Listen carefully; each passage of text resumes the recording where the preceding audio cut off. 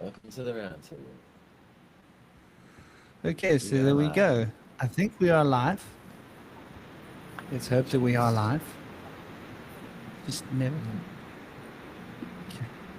can exactly tell. The counter says 23, 24, 25 seconds in. Yeah, man. Well, hello and welcome to everybody. I hope you're well. Is it just me or is there kind of a weird sound in the Like a background? background noise? Yeah. Like maybe a little wind or something. So let's see what's going on here, ladies and gentlemen, to everybody that's in the space. Let's see. Are we live? Yes, there we are. We're live. We're on the show. Like a background noise? Well, namaste to everybody. Hope you guys are well. I can see all of your chat here in YouTube, but I can't seem to see your chat anywhere in Riverside. I'm not quite sure why that is the way that is, how that works the way that works. Audio, video, 44. Why are we only I got using 720 megabytes? Namaste, Cosmic. How you doing, brother?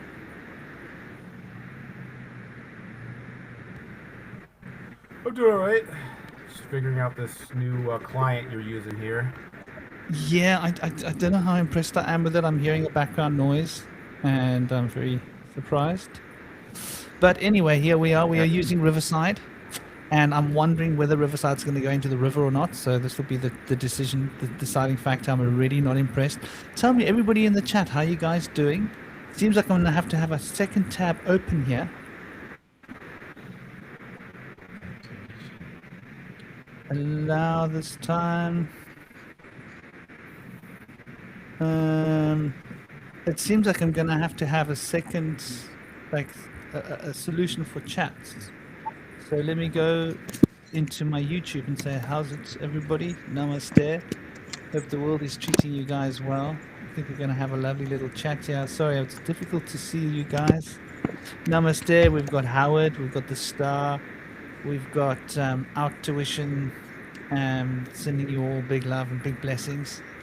Hope the skies are dawning for you guys well, and that everything is on track, that you guys are enjoying.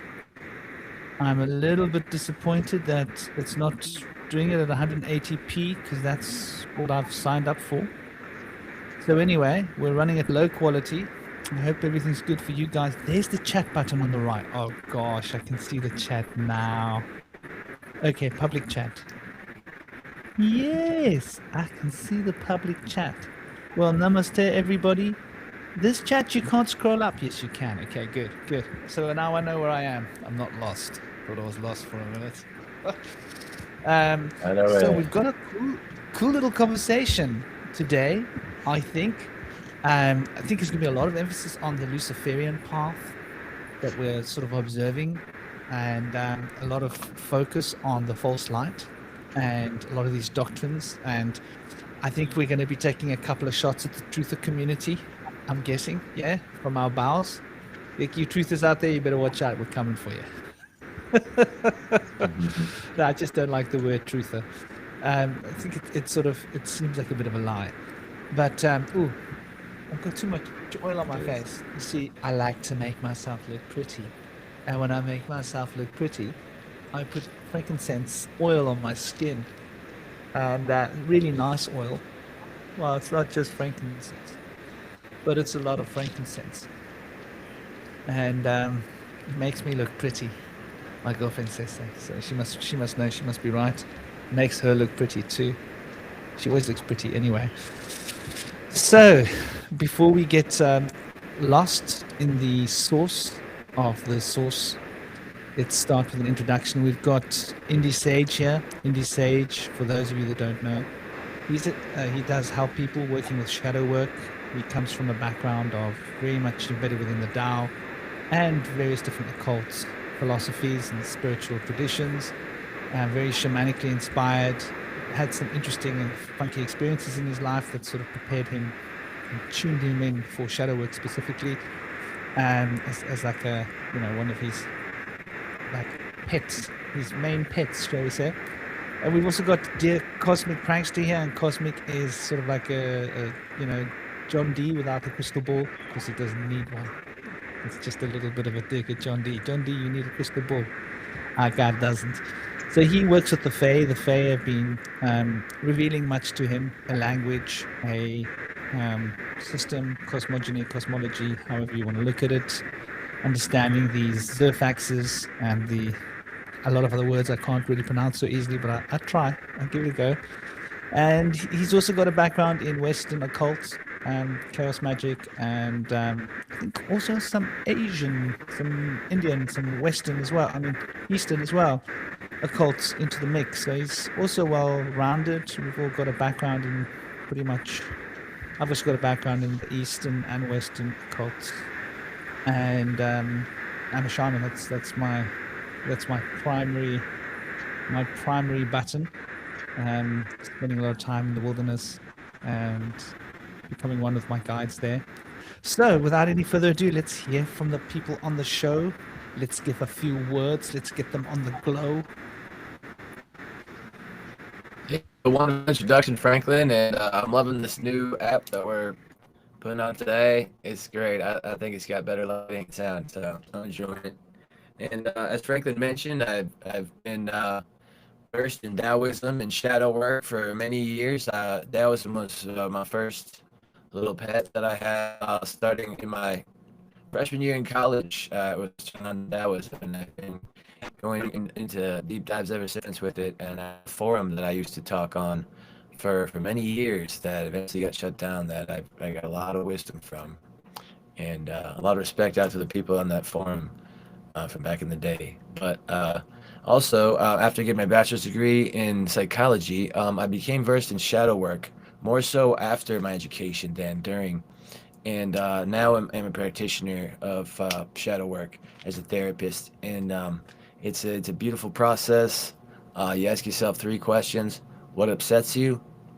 Why does that upset you in particular? And when did that begin? And if you can get back to the root of your trauma or um, what have you, then you can offer stages of understanding, forgiveness, gratitude, and love. First, for the ones that you previously projected your problems onto, and then for yourself. And then gaining self mastery. I've been working on some Jungian modalities lately, creative imagination meditations with the anima, very prevalent. The complementary gender within represents what we seek in another um, for heterosexual people, I suppose. And also, there's a mandala work after the creative imagination work and the meditation. Um, Jung suggests that we would do some work and make a mandala afterwards. And through the progression of our uh, ascension spiritually and psychologically and emotionally, we will start to see the transformation in the mandala work. So it's a beautiful process. I've been working on a little bit lately. Also, I have my fingers dipped in many other pots. So I've been working on anthropology, the study of mankind and all its mysteries. Thanks to my Scorpio moon, I'm always um, called to reach into the darkest places of human understanding and try to find the light, bring it in there. So that's my whole journey, and I'm passing the mic to Cosmic. Thank you, Indy. So, yeah, like Franklin mentioned earlier, I work with the Fae. It's been a long journey to get to this point. I pretty much had a history in mysticism and occultism pretty much about 10 or so years prior to what I've been working on. I started off with Buddhism, and then I kind of branched off into Western esotericism. I got into Thelema. I got into what was it, Discordianism and idealism and stuff like that. I think after a while, I really kind of felt like I exhausted the kind of territory, and I wanted something what's weirder, what's beyond that.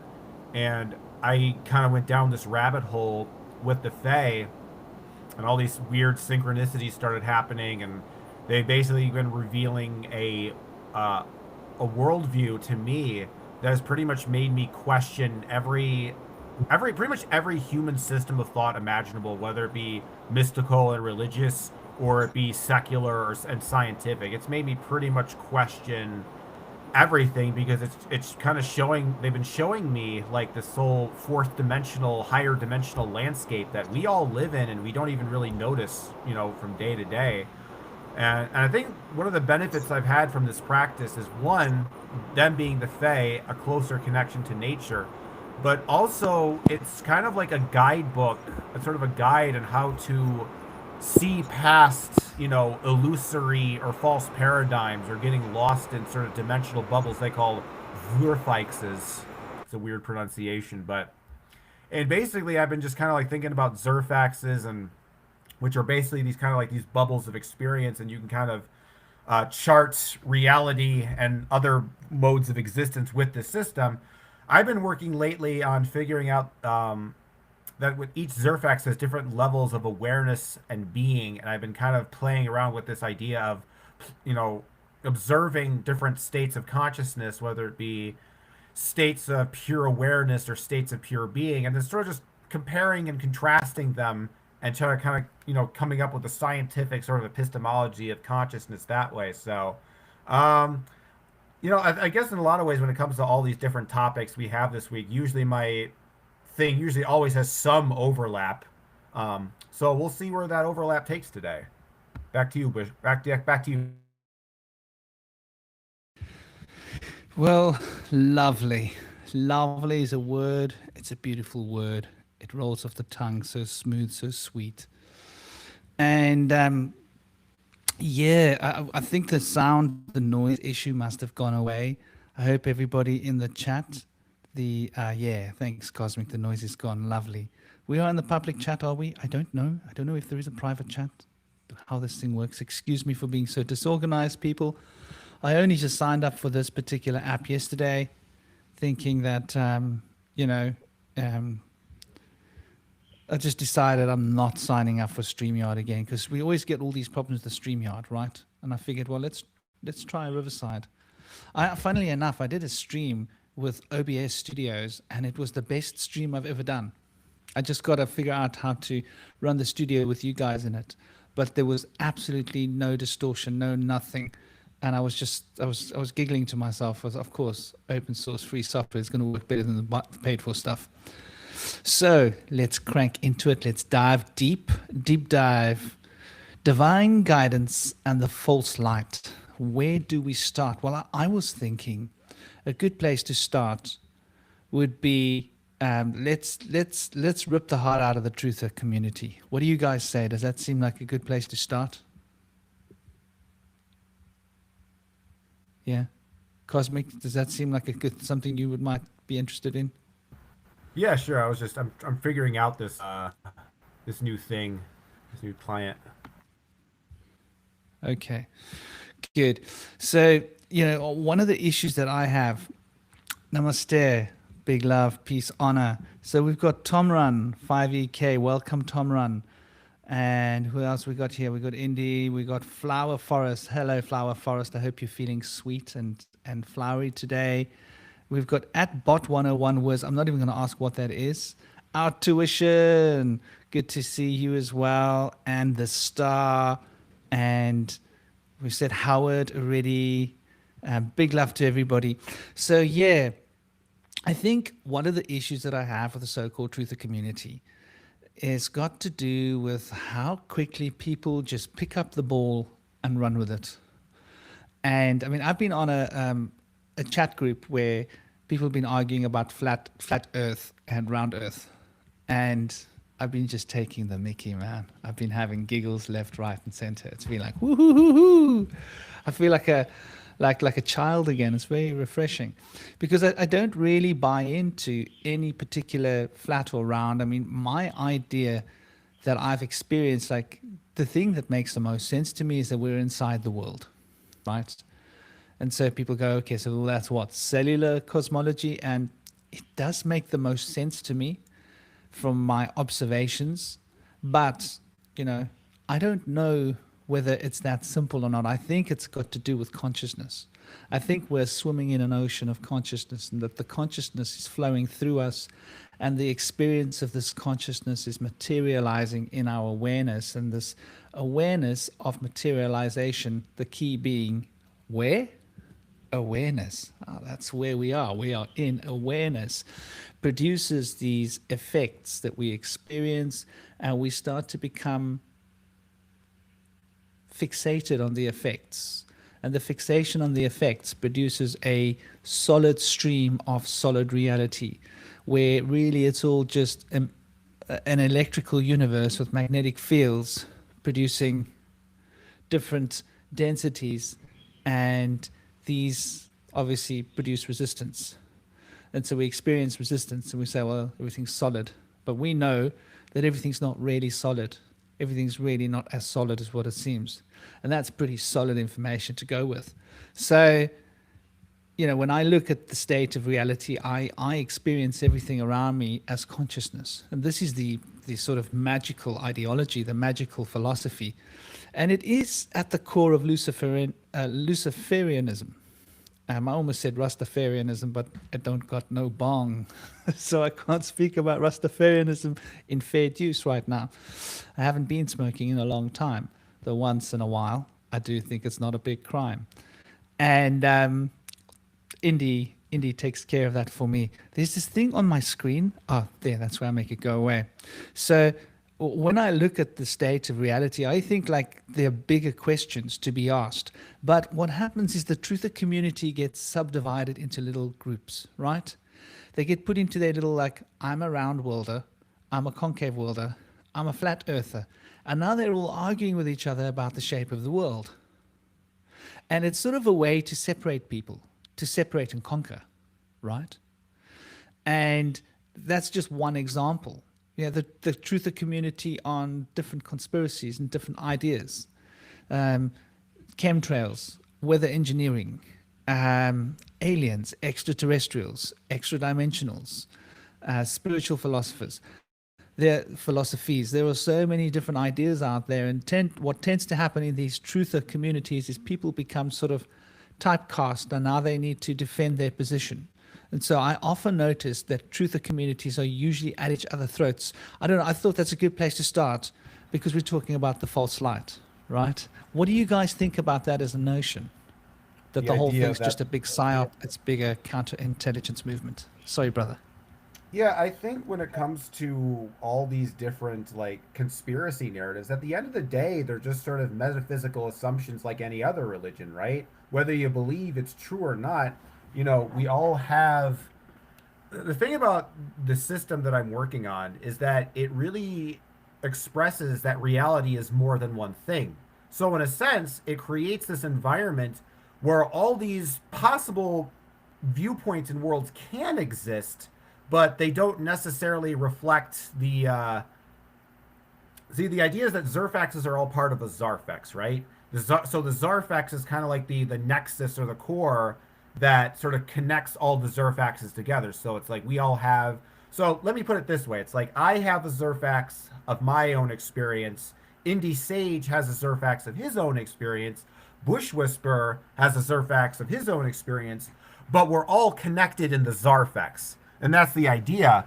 And the problem with a lot of these different systems, these different points of view, whether they're round Earth or flat Earth, the idea is that only one bubble can be true, right? So if my bubble is true, then everyone else's bubble has to be false. And then so people are fighting over each other because they think there's only one reality, right? And then it's like, no, it's round Earth, it's flat Earth, it's concave Earth, it's cube Earth, it's polka dot Earth. I don't know. Whatever, you know, thing you want to say about it. And as for the whole idea of this divide and conquer thing you're talking about, Frank, I think there's definitely some truth to that too. Like I think we've definitely seen, you know, a lot of that just in the mainstream political community, you know, between left versus right. But I definitely could also see it as being something that is relevant to these different worldviews, right? About, you know, flat Earth. I think most conspiracy theory, honestly, a lot of that truth or stuff is nonsense to me. I'm just kind of a normie who believes in round Earth theory.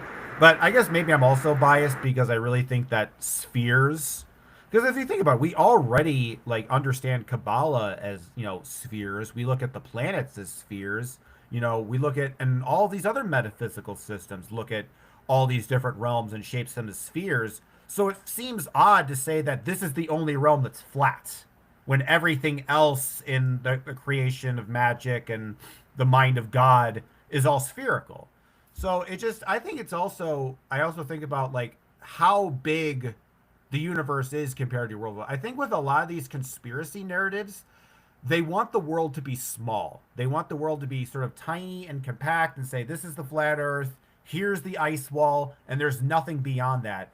And, I know a lot of people in the spiritual community like to crap on the more like materialistic stuff when it comes to like space and extra planets and extra galaxies and kind of presenting a universe where we're not necessarily at the center of it. But to me, that kind of paradigm opens up a lot of possibilities. As, oh, there's all this weird alienness out there. That excites my imagination, and that makes me just look at the spiritual community, the spiritual dimension, and I just think of it, oh, maybe the spiritual dimension is just as vast and alien as this dimension. And that's really exciting to me. And for some reason, when it comes to these truther types, that seems antithetical to their worldview. They want everything small, they want everything easily explained, they want all the good guys and the bad guys, clearly laid out. It's just in a lot of ways kind of like they just want something that's really simple, you know, and I don't know, man. That doesn't like stimulate me. It doesn't excite me. It doesn't, inspire me. And I think if anything, the other problem with a lot of these truth or narratives is there's so much like there's a lot of fear propaganda in it, right? It's always like, they're out to get you. They're all mind controlling you and they're all taking you over and they're all, you know, doing all this crazy stuff and you're in hell and it's Roko's basilisk and it's all terrible and they're out to get us. And you think about like Alex Jones, for example, whether you love the guy or you hate the guy, whatever you think about him, it's no doubt that when he goes on his conspiratorial rants, there's an emotional charge behind it. There is a definitely an emotional intensity, a sense of fear, a sense of apprehension. And I think what bothers me most about occultism and magic is it seems like a lot of people these days use occultism and magic to disempower themselves. They use it to make themselves feel helpless and everybody's out to get you and there's nothing you can do, rather than actually like realizing that you have all these powers and these capabilities and these abilities to see things into ways that other people can't see. And maybe that's part of the psyop too. Because the way I look at it, it's like there's two different types of occultists. There's people who talk about using the occult. They use magic. They talk about rituals. They talk about contacting various spirits and etc.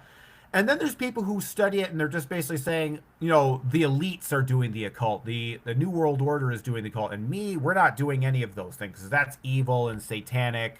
And so really, it's just like I'm glad that you're taking a monkey wrench to the truther community because, I've definitely butt heads with a lot of these people myself.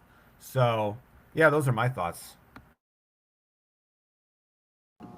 Yeah, I too. I feel like the Truther Society, the community rather, is definitely a obfuscation psyop being put down onto the collective to distract people and divide them from a narrative that is being developed through actual truth. And so the obfuscation suggests that what is not true is being presented as true.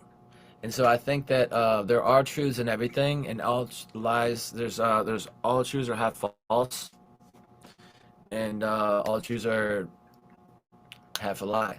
So I think what we can do is, there's two different kind of means through which an open-minded person can go through these other various perspectives and consider them into their possibilities. So there's the possibilities of things, and the person with an open mind will realize that there is a very good possibility that all of these things are real in some way, whether that's in the material reality or if that's in the symbolic mythos that's very important to us in our mind and spirit. And if you want to go through and bring the golden thread through and make the golden tapestry through these all various perspectives, you can pick and pull different truths from each of them. And we say like there's things like the ice wall. For example, there is a law where we're not allowed to go down below the 33rd parallel. That needs to be called into question. We don't really know enough to say that there is an ice wall, particularly, although some people would say that we do. So I think a lot of this has a lot to do with the fact that when people consider possibilities, they're also considering the probabilities that favor their particular prerogatives or opinions, probably based on their informed opinion that they've learned about something more than others. They're telling people there's something here that you need to see, and this is what I've learned. You may not believe it because you haven't understood it yet. And so I think a lot of people don't really want to understand things that seem unfamiliar to them, so they kind of push them away. But I feel like if we were to look into a lot of these things, there would be something there that is definitely something serious to look at. And that's kind of how obfuscation works with any psyop. What they do is they use some aspect of truth as a bait to reel people into a school of thought or an activity or lifestyle, and then have that be something that's pulling away from something the collective was going towards a common goal with. And so through that process, people can never be united in thought and spirit. And it's said that the elites who create these psyops create egregores through uniting in thought and spirit. And that's how they are able to easily control the collective. Also, it's thought that since a lot of the media is controlled by the Zionists, that a lot of people are starting to think right now that our entire worldview has been tainted and our false history has been pushed on us by the Zionists in order to take away our money and our freedom. And right now, a lot of people are considering that Adolf Hitler was actually a hero that tried to protect Western Europe from socialism of the Zionists, and that his words say just that. That's why we would see him speaking, and they wouldn't really translate the words. But if you look at his Mein Kampf, which is my struggle, or if you hear the words that he's saying, he's really saying that we're not going to subjugate ourselves to this trap that we're being put into with the banking system, the media, the defilement of human nature, and transgressive ways that have been pushed on us in urban centers and things of the sort. So he was really trying to liberate himself and his country and all of Western Europe, including England and such, from being attacked next after Russia had been taken over by socialism. So I think a lot of people are coming around and seeing this, and it was a real flip for me to be able to even come around to consider this stuff. But my friend's been working on this stuff for decades, and he points out there's a lot of things that really don't line up here. So it's something to consider, but at the same time, even if you are diametrically opposed to something, um, and if it is real, what are you really doing for yourself by trying to deny the fact that something is real? So I think it's hard for people to entertain the idea that everything is real. Everything, all the thoughts that people have and the ideas that they have are real in some way and come from some truth. And so it might be a reductionist way to say that there's only one of those truths is actually real. But I feel like it'll be better for us to be able to entertain the idea that some of it can be true to reel us in, just as they were, to be able to be more understanding and consider their perspectives. At the very worst, these other perspectives will illuminate the perspective of somebody who feels like they do actually know the truth from informed research. And so they'll know what the falseness is from their intuition. They'll know what the falseness is from their understanding of the truth. But at some point, sometimes people may see different perspectives as false, whereas they're just not resonant with their personal worldview. They may have truth. Yeah, I wanted to kind of comment on that, Indy, because I've been sort of been thinking about truth lately as more of a kind of a sliding scale, right? So, from the Fae's perspective, they don't necessarily believe in a singular absolute truth because from their perspective, we live in a kind of a mind space of infinite Zarfexes, right? So instead of seeing truth as this kind of binary, true or false, they kind of have like a sliding scale from like 1 out of 8 to 8 out of 8 because the idea is that every kind of Zarfex plane that every person kind of exists in. It's like there's you have your four Zerfaxes in physical reality, and then four Zerfaxes in astral indeterminate zone reality, right? And so basically, truth is then determined by how much that reality permeates throughout all the Zerfaxes. So if something is mostly false, then it would only exist in one Zerfax. So something might be true to one particular individual, but might not be true for the rest of the universe. So in that instance, that truth level would be only a 1 out of 8. But say that truth then extends to other people around them, then the truth is more like a 2 out of 8. And then if that extends, beyond your cult, that truth extends beyond culture and it goes cross culturally, then it's at a level 3. Then if you can get physical evidence for it, then it's level 4, and you can kind of just keep going up. But what's interesting about it is that there's never really any 8 out of 8 truth, right? You can only go up to 7 out of 8. So everything is kind of in this sort of because the way I see it and the way they kind of explained it, it's like a lot of this philosophy. It's like before it was just sort of challenging a lot of like religious ideas, but now it's getting to like the basics of like human epistemology now. So when it comes to truth, it's like I think this is kind of a have your cake and eat it situation too, where you can still acknowledge that everybody has some level of truth, but that there is a way to measure that something is more truthful than something else. So that because the problem with saying that everything is real, that kind of makes you fall into a kind of relativism where it basically you're in this situation where murdering someone is just as morally valid as not murdering someone. But if there is a sense of a sliding scale when it comes to truth, that something can be somewhat true, or mostly false, then we can make distinctions between certain ideas and say something is true and something is bullshit, while simultaneously acknowledging the realities, all the realities that exist. And so, but the way I see it, it's like, let's say you're a music artist, right? And there's two different types of music art. There's somebody who, is just an indie artist. They're just making stuff on SoundCloud. And there's the person who's like the big, famous person, right? And they got their music on all the playlists. They got, millions of plays on YouTube.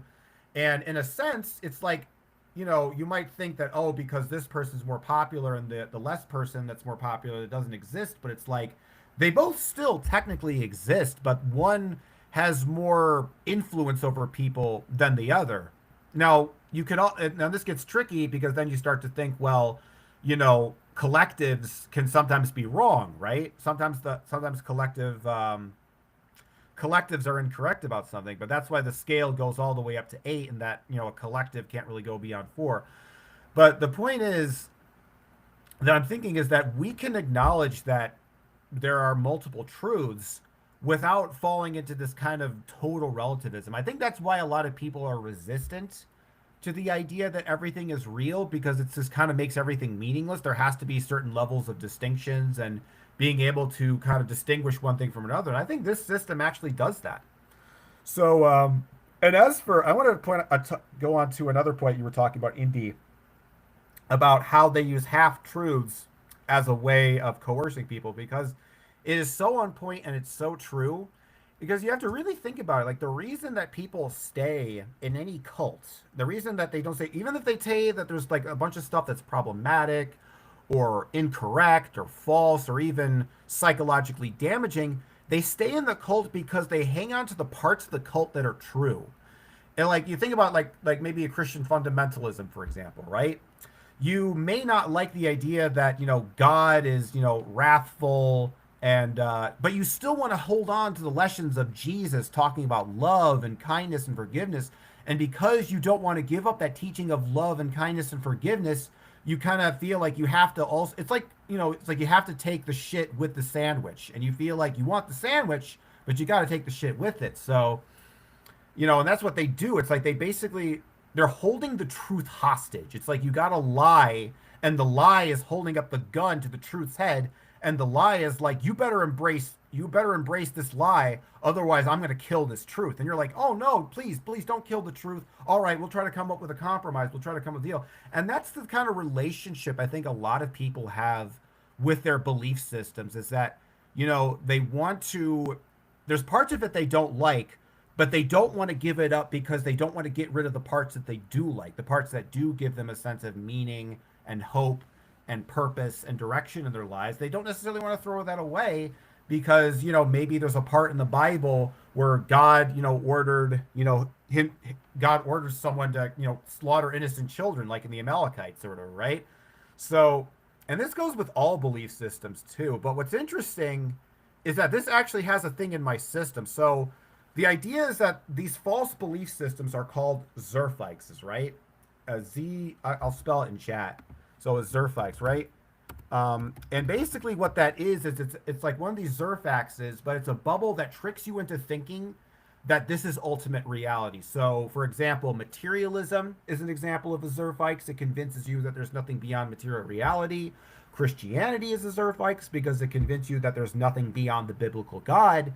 But what's interesting thing is that the highest level Zerfix is basically the Zerfix of uncertainty, which is basically kind of like it goes the half truth between order and chaos, and you're just kind of in this swirling torrent of being ping pong back and forth between order and chaos, and that's kind of the ultimate Zerfix trap. But without the lower Zerfixes supporting it, it's basically powerless.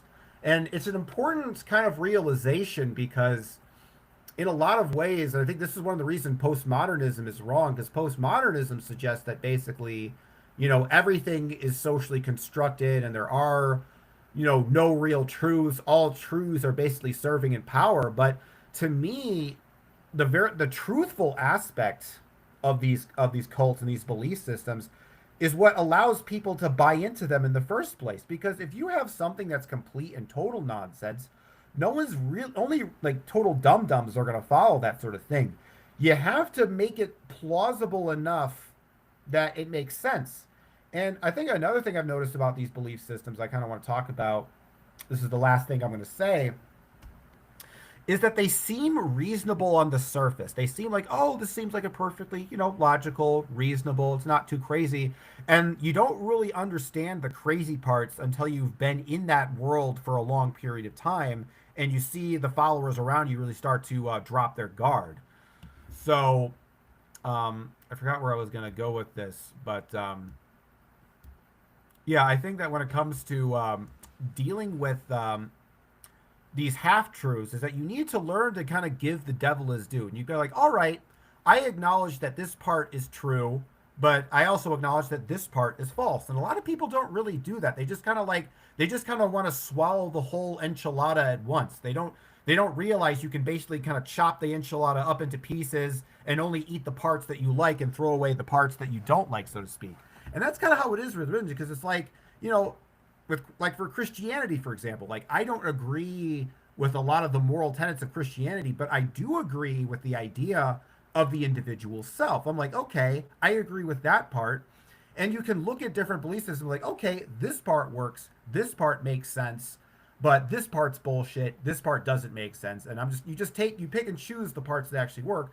Whereas a lot of people feel like I said before, it's like they don't think they can take apart the bullshit parts. It's kind of like buying a computer, for example. You can buy a Windows computer, you can buy a Linux computer, you can have a computer that's already set up, or you can go over to like your local computer store and build your own computer from scratch. And I think a lot of people, in a spiritual standpoint, don't know how to build their own metaphysical computer from scratch, and so they feel like they got to buy a complete set with all these other values and ideas already laden into them. But like when you buy anything, there's always features and aspects of something you buy that they're unnecessary, you don't want them, or they're even annoying and problematic, and you're like, man, I wish I could get rid of this stuff. It's like, maybe you got some new laptop or some computer, and it's great, but you get all these annoying notification messages, you get all these annoying things happening. You're like, hey, I didn't sign up for this. And belief systems are like that, but it's like, oh, but I can't get rid of it because this is my computer and I got to stick with it, not realizing, hey, you can customize this thing. You can customize these ideas to fit to something that actually makes sense for you instead of feeling like you have to go along with some pre-existing script.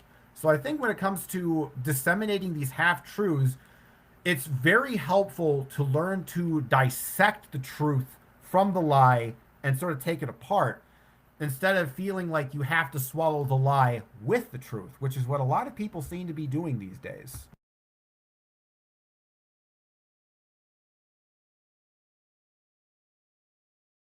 I agree, with a lot of what you're saying. And Yeah. I've often wondered whether the truth is a mental illness. And I think to be so confounded and compounded within the idea of truth, because like when if I look at the word truth and I look at the etymology and I say, well, I'm going to break this word down, but I'm not going to take the Google or the limited idea of etymology. I'm going to go back to the hieroglyphics and I'm going to break it down, as per Phoenician, where the Phoenician comes from, the images, the pictures, and I'm going to try and get a sense of some continuity here. And so if you think about the second part of the word, et, that is like the first and the last letters. It's the cross, which is pronounced like a th or a tav or a th, and it's the e, which is the vowel of e or a e, and so that's the ox. That's the bull of heaven, right? The prana, the life force. You see the baby brood of heaven coming out of Shiva's head when he's in sadhana, when he's going into samadhi or, experiencing the akasha with the serpent around his throat.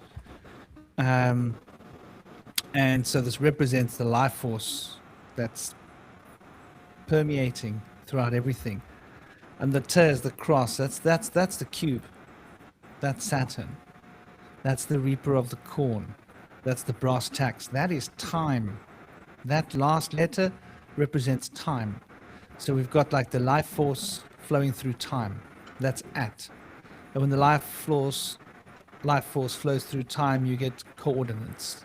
You get ordinance in itself. So you get at. That's where something is at. It's specific.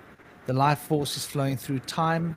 There, I can see it. It's at that point because time is the expression of movement. So then we've got through. Now, through starts with the, which is once again this cross, which represents contractual connections, right? The r represents the ability for the head to move forward and to produce change and to shift things. So that r is that's why you roll or you run or you rest. Things get radical. You have a reach, right? And so that represents this the ability for thought and mind to shape things. And so we've then got the U, and the U represents a nail or represents things that connects things to other things. So now you've got the contract with the consciousness, the thought, the mind able to move things in accordance with will that connects to the alpha and the omega at. And so this is a dynamic set of principles in movement. And the moment you take that dynamic set of principles which rests upon the R, right? Yes, it starts with a finite and it ends with a finite, a cross, Saturn's cross, the cube. So it encapsulates everything within a cube. However, the very core of it represents a connection with the principle of R, which is movement, and that connects it to the life force, which is all pervasive, which means it's not obtainable, it's not fixed, it cannot be bound, it cannot be held, it cannot be contained, because it's got that life force, prana, the bull moving through it, but it's also got the ingenuity of the rational frontal lobes moving it forward as an idea that consciousness is moving the ball through time. So when we look at the word truth in such a way, it cannot be something that you can write down in a book. It's something that's very much a limited experience, and through that limited experience, we hold on to it. So I would postulate that what we call truth in this day and age, in this world, is a pathological pattern. Think of it as a pathology, right? You need, if we've got a truth that we're holding on to, we need treatment, because that means that we're now stuck and our perception is stuck. When our perception is stuck, our awareness is limited. When our awareness is limited, we're not able to express clarity, we're not able to be creative, and that creative potential is what unlocks the powers of the intuitive field. And the intuitive obviously engages the emotional intelligence, and so we're able to grasp things that aren't necessarily rational. And the truth is not rational, right? Because if you think about it, rational, that's something different. You look at it, starts with the R, the head, the logos, moving forward, the spirit, Ah, Ra, Ray, the name of the sun, the prana flowing rationally, Ta, okay, so that now becomes once again Saturn, but it's got a feminine side of that coin. So are we speaking about the hook that can go beneath the water?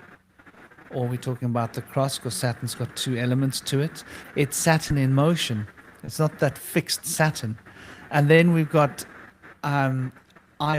Now, ion is an interesting word. Ion is like obviously I, which is the identity. On is an old name for the sun. So we're going back. Re. Re is the name for the sun. On is the name for the sun. This comes from land of Chem, from Egypt. So when we start breaking down this name into its hieroglyphic, you know, etymological sources, then we start noticing that there's definitely a sense of movement, moving into movement, rash, and then we've got that functional on, and then in, on and in. Isn't that interesting? That N becomes an expression of transformation. I don't know what just happened here. Did Cosmic's, not Cosmic, so Indy's thing fall off? I'm sure he'll be back. Indy must have fallen off. I hope we are still on live. I hope we're still moving. I hope there hasn't been some kind of an issue. Yeah, I just looked at the YouTube. Everything's moving perfectly.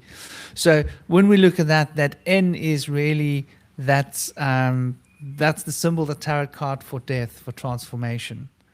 And so we're looking at a fish, essentially, which represents life, but life coming from not being alive. In other words, that transition that one crosses over through the underworld that produces life. And Al, that's one of the deity names from ancient times, Mesopotamia, that carried through into good. Thanks, man. Thanks for that. Al is one of the old names, which is representing the life force. And L represents a rod, represents a goad that you can move the life force with. Libra, if you look at the astrological wheel, is on the opposite side of Leo. It's at its furthest point from the sun, right? It's you go past Leo, you go past Virgo, and it's that 90-degree element, but it happens to be the furthest point from the sun on the wheel. And so it's a fulcrum point for the solar disk, and it basically keeps it, it's like think of it as a fulcrum. It keeps it moving in its direction through the 12 signs. So that means that the L produces the law. So when we're being rational, we are looking at the law, which is the end of the word, of the sun that is moving in us, but it is also an expression of the contracts that binds us to time and ourselves. So rational is something else. But so yeah, when we look at truth, I think that the idea of truth has been turned into a psyop. I think we've been lied to. I think there is no such thing as fundamental truth, because the nature of consciousness is one of transformation and of change, and that we are able to change the nature of our experience at any point, and the change of our experience produces changes within nature, changes within reality. I mean, Cosmic, we both feel this way, right? People think they remember in their brains, but we don't believe that, do we? Yeah, it's one of these things I've been kind of thinking about lately, about memories being stored in your brain, but I think one of the things I think it's also important to understand is that in a popular culture, a lot of people want to model our consciousness based on computers.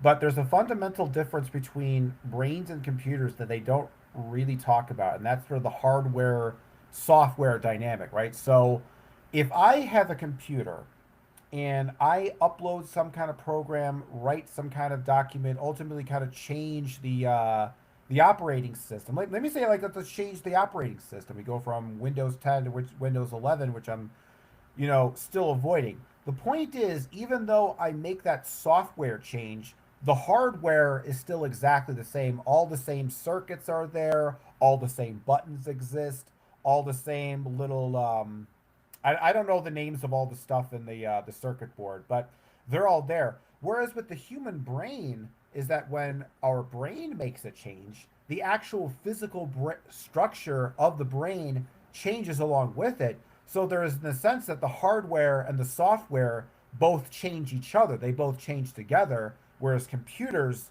and machines, they don't have that. The physical aspect of the machine remains the same unless maybe someone outside of that machine adds a new part to it, for example. Whereas with human beings, it's like whatever we upload software wise into our brain also alters the hardware of our bodies in the physical sense. It alters the actual hardware of your brain. So then there's a kind of a one-to-one relationship between, it's more panpsychist, right? There's the consciousness of the brain and there's the consciousness of the mind, and the hardware and the software kind of act as sort of one unit and they both kind of change each other. Whereas with machines there is that stark distinction between hardware and software, whereas human beings, those and organisms, those two things kind of blend together. And I think if we're going to think about psyops, let's just think about the narrative of machines and mechanisms itself, because if you really think about it, there are no machines in nature. There are no natural machines. There are no natural mechanism. Everything is just kind of organic, primordial processes. Human beings are what create machines. Human beings are the ones who create computers and devices, and the machines really only exist to serve our own purposes. We create them to do some certain task or some certain function. Whereas if you think about it, a mountain isn't built for a particular function necessarily. Not to say that its existence is meaningless, but it doesn't exist in this very specific niche way that say like a stapler does, right? Where it has the function of stapling pieces of paper together, right? It just sort of exists. I think that's an important thing to think about because it just seems like so many people when I hear these like debates online and talking about consciousness, everybody's kind of convinced that we're all sort of like computers or robots. But I was listening to this one skeptic guy, I think it's like Alex O'Connor, but he was actually interesting because it's like he's kind of willing to question his materialism a little bit. Like he's one of these like hardcore atheist types, but he kind of he acknowledges that like if you visualize a triangle in your mind's eye, there really is no physical location where you can find that triangle existing in physical space, right? And so, and that's kind of how it is with thoughts, because when it comes to memories, I think a better model for memories is that memory works by association, right? So let's say I say the image of a red convertible, right? When you hear the image of red convertible, you're going to have some associations with that. Maybe you have some associated with the color red. Maybe you have some association with that type of car. Maybe you have some kind of association. And just by me mentioning that is going to trigger some memory in your subconscious. But if I didn't mention that car, that memory wouldn't be triggered. And I think that goes back to the whole computer versus organism metaphor. Because with a computer, computers don't really have a problem with memory. If I type something into my search bar for a certain thing, if that result is on the computer, the search bar is going to find it no matter what. It doesn't matter if it's tired. And okay, maybe if it's like really lagging or something, it might take a long time if there's virus. But the idea is basically that it eventually is going to find it. Whereas with human beings, we forget stuff. And I think because memory works by chain of association. So when you have a routine, for example, you're sort of creating a memory chain. And when you don't engage in an activity for a while, like think about playing an instrument, for example. If you play guitar every day, you're going to remember all the scales, all the chords, how to play all the songs, because you have that chain of memory of practicing every day. But let's say you take a 5 to 10 year break from playing guitar and you try to play guitar again, you don't necessarily remember all the things that you've necessarily done. And that's because there was this 5 year block, 5 year gap between that memory chain that you created when you were practicing, 5 years prior, right? So I don't know. There's a lot of different ways to look at consciousness that doesn't seem to be explored. And that's kind of what I'm hoping to do with this system I've got and sharing it with you people.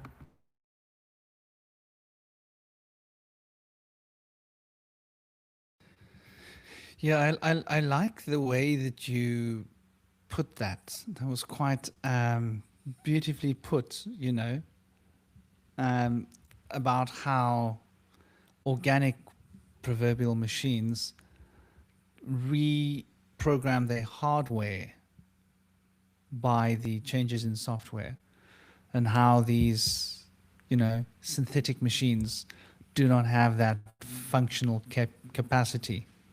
Well, I don't know, to be honest. I think Maybe not nanotechnology yet. might have that capacity, but like as a general rule, it doesn't quite work, which is really interesting if you think about that panpsychism connection of matter as being an expression of thought, and that Indy fell off again, and that the very state of reality of what we're calling physical matter is really just an expression of the consciousness field. And that is why the physical body, thank you, Hollow Bone Hawk. I had a feeling it's Indy's mic. Indy's mic was picking up, and I think it's got to do with Indy's internet connection, because I've noticed he keeps falling off. I think he's having a bad internet day. I was having that last weekend, if you recall. So yeah, I think that's a very interesting point that you share with the difference is a fundamental difference, and I think it points a finger back at truth, or at our perception of truth, because we want to relate truth to these physical phenomenon, to these physical realities, right?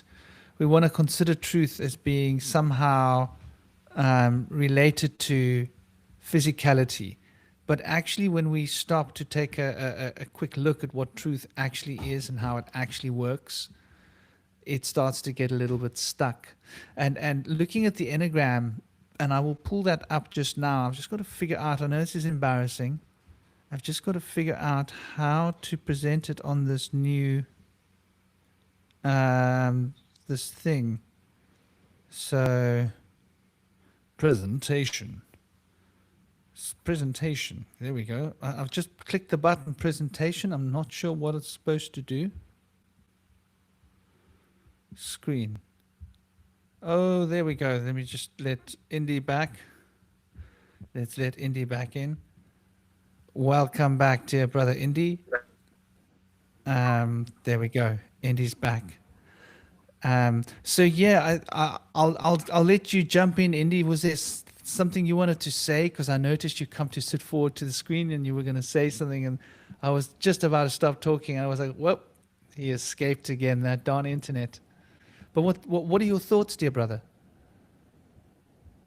Yeah, I too. I like that analogy that he said about the software deal. And honestly, so I wanted to mention that. Yeah, there is an aspect, subtly, of the software does impact the hardware somewhat, but like Cosmics, it does not have like a creative aspect to changing it in ways that are Can I stop you for a second, changing. brother? Um, But it does I, have degradation. It does degrade the hardware over time. That's what I'm saying. Waste is I was just going to say that the sound is scrambling a bit. If you put off your cam for a few minutes until your internet, you might get a clearer voice, because it seems like your camera is sticking, and the audio is, and maybe your upload is suffering. So if you try for a minute, if you just mute your camera and see if your voice gets clearer or not. Hopefully it will. I can't move my camera. It won't let me. Great. It won't let me sing. Great. I say that like it's such an easy thing to do. Dang, now I have to understand like what I just said. Okay, I get exactly what you're saying. Um,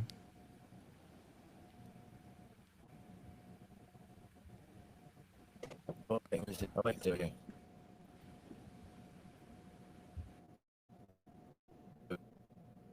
Well, while Indy's fixing his setup, I just kind of want to mention one more thing, like, Maybe and this goes my back to camera what off. we're talking about Okay. before. Um, not yet, Indy. People, you button next to chat, you can see different stuff. There. But I just wanted to mention that the brain, like according to neurology, the brain But doesn't if you can like hear me, being what I was trying to rewired. So that's say why people. Okay. was that I feel like Cosmic had a great analogy about the hardware and the software, and there is a way that the software influences the hardware subtly.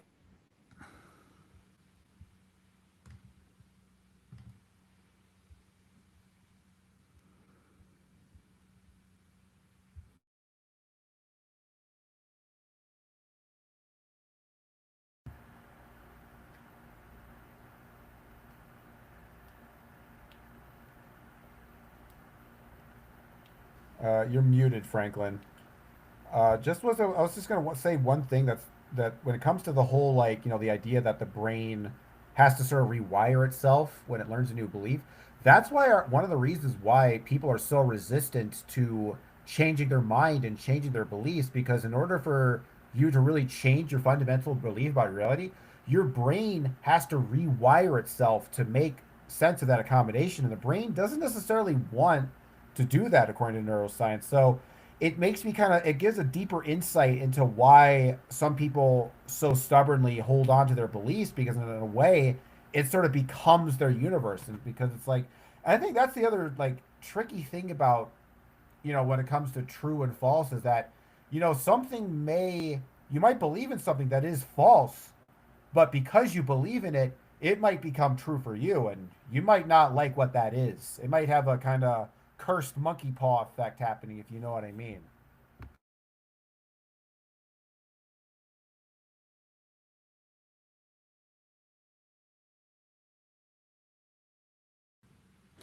so you were talking cosmic, first monkey paw, and then you fell off. Or did you mute? Okay, brother, you're back. This is really strange. I'm not quite sure. It must be a bad internet day for a lot of people. But please, brother, you were saying that you loved the analogy that Cosmic had made, and then your thing fell off.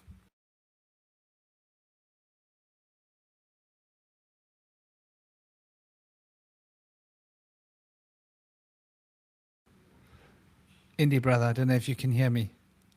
Maybe your system is frozen. Well, um, let's hope everybody's going to be back on track. I don't think that is this Riverside, to be fair, because like my internet's running not particularly fast, but it's okay, and I haven't experienced any problems myself. Everything seems to be moving pretty much like it should be moving, and everything seems to be on track. So it is what it is for now. What I would say is, as I continue, about to get themselves back on track in a minute, is I do think that possibly what we're looking at here is, oh gosh, what have I done? Oh, what have I done? There we go. There we go. Everybody's back. Okay, great. There we go. What should I do? Let's do nothing. So at least you guys can see me and hear me. Um, it seems to suggest these guys are back. I'm not quite sure what that means. I'm still here. There I am in that screen. There I am in that screen. There I am in that screen. There I am not in that screen. There we go. Okay, so it is what it is. So, Cosmic, are you with me, brother? Yeah, I'm here. Okay, you were saying and then you dropped off, or something happened. I'm not quite sure. I didn't want to steal I your think I fire. You already were saying, basically said my point. Basically, the idea that because the brain physically has to restructure itself every time it changes the belief, that's why it's often resistant to change. And I thought that was a kind of an important aspect to sort of bring to the table because because like, you do think about like when it comes to like changing your beliefs, it usually takes a long period of time because you're basically having to sort of like fight back against the inertia of your old beliefs. I don't know. So the analogy I always think about this is like an above ground swimming pool. I don't know if they have above ground swimming pools in Cape Town where they're like, or there's like a circular pool, but you might have done this. Have you ever done a thing where you're in a pool and you get a group of people and you walk around in a circle to form a whirlpool? Have you ever done that before? Okay, so then you know what I'm talking about, right? And you notice that, and then belief systems are like that. You'll walk around in a circle, and eventually, at a certain point, you don't have to walk around anymore. The current, pushes you forward. But then, the tricky part would always be to go in the opposite direction. And when you try to walk backwards, you would feel the whirlpool pushing you backwards in the opposite direction. And sometimes making change can feel like that, where you're sort of pushing yourself against an inertia of an opposite force that you created for yourself. So, I mean, that's kind of like why when you're in debates, you can't really convince people to change their mind because it takes a long time to fight against the inertia of the belief. But eventually, at a certain time, if you spend the same amount of time walking, clockwise to make a whirlpool, eventually you'll be able to move counterclockwise and move the whirlpool in the opposite direction. But it's going to take some time and you're going to have to fight against some level of inertia. And I think that the human mind is similar to that.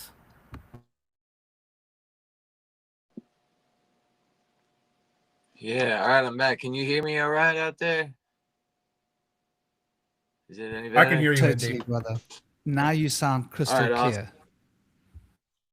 Yeah, I think I'm Franklin pointed out a good point earlier when he asked that, is truth like a mental illness?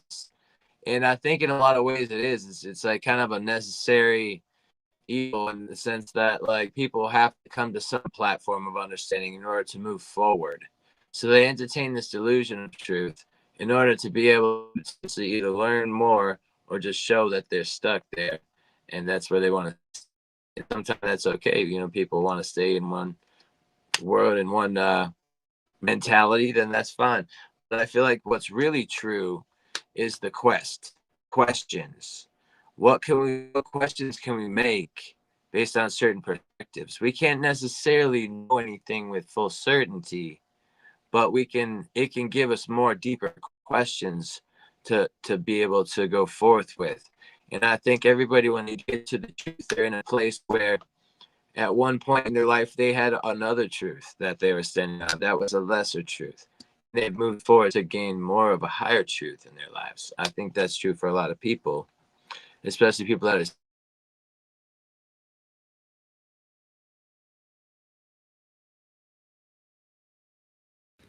are. Okay, so Indy dropped off again, unfortunately. But I think he's getting was really quite poignant what he had managed to say. And I don't know what you think, Cosmic, but I agree.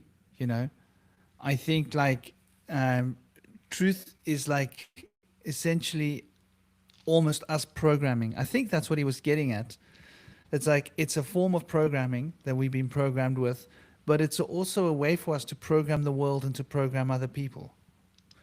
And without truth, there wouldn't be ideologies, would there? And without ideologies, there wouldn't be an ideal to aim towards. And without an ideal to aim towards, there wouldn't be perfection. And without perfection, there would just be much more acceptance. And with more acceptance, there would be a greater sense of empathy. And with a greater sense of empathy, there would be more understanding. And the empathy and the understanding would produce a greater sense of compassion. And with more compassion, people would be more connected. and being more connected, there would be a greater sense of peace and love. Welcome back, dear indie brother. Pick up where you left off. Yeah. So basically, what I was trying to say is that we have these seven primal emotional systems. The first positive one being seeking, then play, care, and lust. And then the negative ones are fear, rage, panic, and grief. And so the panic and grief are considered to be like their own thing. So there's three lesser and four higher. But I think in a sense that people have this seeking for greater understanding, for knowing the truth. Other people have a seeking for comfort and not question things. But amongst the people that are questioning things, um, in seeking deeper truths, I think we can always come to a question when we think about any perspective. Is there a hollow earth or a flat earth or both or what? We can question things like this, like, all right, well, in the myths of ancient times, they would speak of an inner earth, a place under the surface. Uh, so, there is speak of those things. What of it? And so we can look at the research of that and have the questions and say, all right, this is what the research is showing us. How much of this can we really do? And how much of this could be misinformation or disinformation? And so you have to have these questions to be able to like keep a sound mind of not falling into that stuck position where you think you know everything with full certainty right now. Because even if you do know things with full certainty, there's always deeper side to things that you can also learn that you may not be aware of. So I know the question always is the higher aspect, and the quest will always continue. The truth will deepen, if anything. It's true, man. You know, I think Damn, I wish I another had some aspect. X-File music to play over you when you were talking there with you, you know? Yeah. I think one of the things I want to talk about when it comes to truth is that when it comes to either religion or science, I think that the public gets presented with this image, this perception that the truth they're following is binary, that there's a truth and that there's a falsehood. But what I've really come to understand, reading up on Hegelianism and listening to James Lindsay is that, and going beyond kind of the whole Marxist, fascist, dialectic, is that I think a lot of sort of truther systems or ideologies, they actually use trinary logic rather than binary logic. So there's kind of the lower level true and false, and then there's the higher level thing that it supersedes to. So the idea is that if something is a contradiction, rather than accepting that it's a contradiction, you try to force the conclusion onto the thing. you know and I think the problem is that this is dishonest, right? Like, it would be one thing if it was like, this is a mystical system or we're using a dialectical thing. But I think a lot of people use this type of trinary logical thinking sort of unconsciously without even realizing it, thinking they're thinking from a term, they're thinking this binary, just, this is the truth, this is the falsehood, and these are the facts, and, whatever. But a lot of people, it's like, I think about science, for example, right? A lot of people, because like, I think in a lot of things, we talk about, we criticize science in this roundtable, but I think everybody has a gripe with some aspects of science when science doesn't necessarily share, a part of their worldview. So, for example, if you take about like, um, people on the left wing political side, right? When back in the early 2000s, when people were really against Christianity and religion because George Bush was on, the left was like, yay science, because science was saying like, evolution is real, and the Bible is bullshit, so they were pro science then. But then 5, 10 years later, this whole trans thing starts showing up. Now, all of a sudden, those same people that are saying science is great, now science is biased. Now it's patriarchal. Now it's evil and wrong, because now the science isn't in favor of their narrative anymore. And you notice now the right wing people are like, yup, science is on our side. Yeah, and then now they're like, when it comes to the trans thing for the Christians are like, yup, science is the truth, science is the fact, science is the way. And they're just taking it on when it basically, goes along with that. And then even science as its own thing can have its own sort of kind of trinary logic bias with materialism, for example. So let's say we're doing some kind of paranormal experiment, right? Like Rupert Sheldrake's Dogs That Know Is Coming Home. You have the truth, which is you got that dialect. There's a true or false thing, and basically I think his experiments are legitimate and true. But because it doesn't satisfy that third upper category of there's the truth and there's falsehood and then there's materialism. And according to the materialist, the materialism is always correct and never be questioned. And that materialist belief overrides the lower level true and false that exist below it.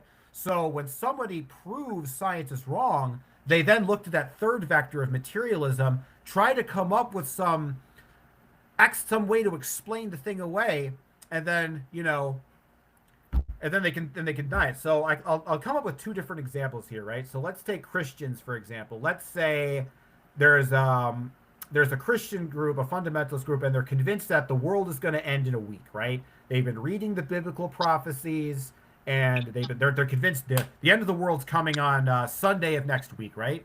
But then Sunday comes, and they're like, well, wait a minute, the apocalypse didn't happen. And so instead of saying, "Oh, I was wrong about that prediction," they will say, "Well, then, oh well, but that prediction actually was for a year from now. I was incorrect, but the apocalypse is still going to happen, right? And the world is still going to end. I just had a bit of a miscalculation, but trust me, I know the apocalypse is going to happen." And what's interesting is that same dynamic happens with materialism, because it's like, science will have some kind of prediction, and then, when it comes to telepathy or parapsychology, will prove that aspect of materialism is wrong. But then materialism will say, oh, no, materialism isn't wrong. Yet we're going to come up with some theory, 10 years from now, and it's going to disprove whatever's happening right now. And then you start to realize that materialism actually has a faith aspect to it. There's actually an aspect of faith in material reality, because the other aspect of materialism is that like God, it's an unfalsifiable premise. You can't falsify materialism without acknowledging materialism, because in order to basically prove, because it's like materialism can only accept something if it also agrees with materialism. There is no condition where materialism will say, oh, this is a proof and evidence that proves that materialism is wrong, because it's kind of scaffolded. But the problem is, as a society, is that most average people don't look at either of these systems as having this kind of trinary logic. They just think it's true and false, and they just think that's the end of it. They don't realize that there's this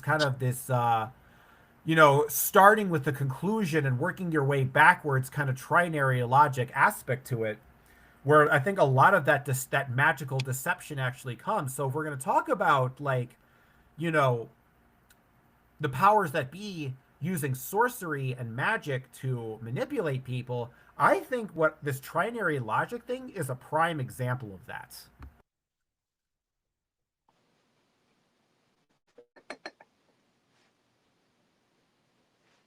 Trinary logic. I'd be inclined to agree with you. I mean, we always like to take a good old-fashioned knock at materialism, and I think it needs to be knocked, because any lopsided ideology is by default going to be a problem. If you're in the water and you're going to say the world is wet, and you're going to argue that till you go blue in the face, when someone outside of the water is going to tell you the world is dry, at some point you're going to have to recognize, well, the world has wet and dry places within it. Yeah. And so any of those sort of, what we're looking at here effectively, from my perspective, as I can see it, is like the difference between the Luciferian philosophy and the Ahrimanic philosophy. And these two terms, I'm sure most of the people in our chat know them, Ahriman and Lucifer, are terms that have been sort of taken on by the Anthroposophical Society, Rudolf Steiner. They also found prominence, the ideas of it hatched in the Blavatsky movement of theosophy, and the ideology and the ideas seem to have come from the Rosicrucian tradition and been tempered by Blavatsky's leaning towards Oriental mysticism, uh, Sanskrit, Vedic, as well as Tibetan knowledge. So, it seems to be a hybridized concept, taking into account many of these different occult philosophies and systems. So, bottom line is, there are a lot of different ways of looking at it, I think. There are a lot of ways of conceptualizing it. But if we take these two as symbolic ideas, and we sort of go, okay. Sorry, I'm just trying to do something here.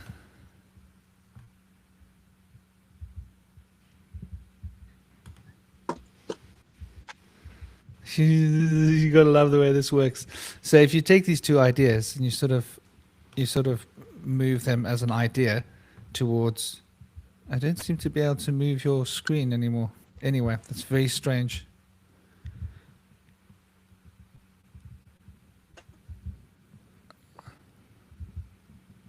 There we go. There we go. Because you're on the camera, so it's better if it's on the top, because then your face doesn't get obscured by the odd flashes. So yeah, the idea of Araman representing I'm looking at matter from the perspective of spirit. This is a very Western ideology. We tend to, in the Kabbalah and Western, mystical practices, we tend to, what just happened? We tend to, let me close this thing down so it can't reset. We tend to look at things from the top down. It's a very Western attitude. It's very much rationalism, because we're looking down at the final. We're looking from the beginning to the end. In the Vedic Eastern cosmological schools, from like India, for example, they tend to look at things from the end, from the physical results, back towards the cause. So in India, they're looking at the cause, and in the West, we're looking at the effect. And both are related to the cause and the effect of the causal pattern of structure of reality. But it's a very Western attitude to be caught up in the effect. So all of our allopathic Western medicines are really designed about managing the effects of illness. We're not looking at the causes. You go to India and China, and they're looking at the cause of the illness. So the illness might be a problem in your organ, it might be a problem in your physiological system, in your stomach or your heart or your brain, but they'll say, hold on, what's the cause? Oh, there's these nadis, or these pathways of energy that relate to pathways in the brain, and we can reprogram those pathways using acupuncture, little needles, for example. And so that's a very focusing on the cause, not, oh, well, there's a problem in the liver, we need to remove it. No, we can reprogram the liver by looking at the cause of the illness, which has got to do with blockages in the flow of these nadis, or these meridians that connect, say, the heart or the liver to whichever part of the brain where there's that dissidence. And so these two different philosophical perspectives, I think, are quite fundamental, and they represent the ideologies being expressed by the Anthroposophical Society and Rudolf Steiner, who was a terribly great thinker in my esteem. A lot of the lucidity that I've experienced coming out of that man's mouth is quite profound. I don't think he had all the answers, but I think he had a good few of them. And so this idea that we've got this Luciferian urge, which is that aspect to leave physicality behind. The New Age is full of it, right? Full of it. We leave the physical world behind because it's low vibration, right? You've heard that. It was low vibration. We want to get into the high vibrations up there in the spiritual field. And so there's this concept of wanting to escape, this escapism. And so in the Vedic system, one of the pitfalls of working with yogas and tantras and the Vedic systems of esoteric and occult development would be the plague of the escapist mentality. This is why the sannyasi or the sadhu, part of their whole form of working with this sadhana would maybe involve becoming an ascetic, escape from the world, go into the jungles, and just be in that, up on the Siddha, on the mountains, meditating away from the world. That's one way to achieve a certain sense of understanding. The West, we have a different idea. We have the idea of, no, you must embed yourself within the physical life, right? You must get out there, the idea of the hive in the Western concept. Now, this is really, really important. It's going to give us an insight into Freemasonry, into the Rosicrucian tradition. It's going to give us an insight into the differences fundamentally between the Eastern mindset and the Western mindset, and these two different concepts as they relate to the poles of truth, those two proverbial scales, which we relate to truth as being a set of scales. And the truth is, I don't know. Those are the best ones. I don't know. I'm a set of scales right now, and I just don't know. I can go either way. But that's the way of wisdom, I would say. But looking at this ideology and this idea of this escapist mentality into the spiritual New Age idea of, let's work on the higher chakra. We want to work on the Ashna chakra, on the third eye chakra, and develop the chakra and bring your energy up and get really high and get into the spiritual field, leave your physical body behind and experience the divine planes of consciousness. That in itself is Lucifer. That's Luciferian. That's the Luciferian tradition. And I want to point out that this Luciferian idea involves me on my own, alone, inside, traveling in and out, right? And then you got the Aramanic notion, which is a very Western idea. Araman says we want to be in groups. We don't want to be alone. We want to work in groups. So the mystic from India sits alone in a cave to go out into the divine. What does the mystic in the West do? They get together with other mystics and they form a, wait for it, ladies and gentlemen, a hive. Yes, a hive. And they call themselves bees. And so we hear about Freemasonry, the Rosicrucian, the idea of the beehive, right? That we all serve the hive. We're all together. We're coming in to change matter. The Western idea is we want to reprogram matter and we want to make matter perfect, right? The Eastern idea is we don't want to have matter program us. We want to escape the programming of matter and find the perfect program that exists. So we're also talking, in a sense, the evocative versus the invocative, right? The principles of looking down into the physical means I wish to invoke into the physical form. And loosely fairy. Loosely fairy. I like that. Let's go loosely fairy. I want to go loosely fairy, darling. That's very cool. But so this Luciferian idea is very much me on my own. And the Aramanic is we're in a group.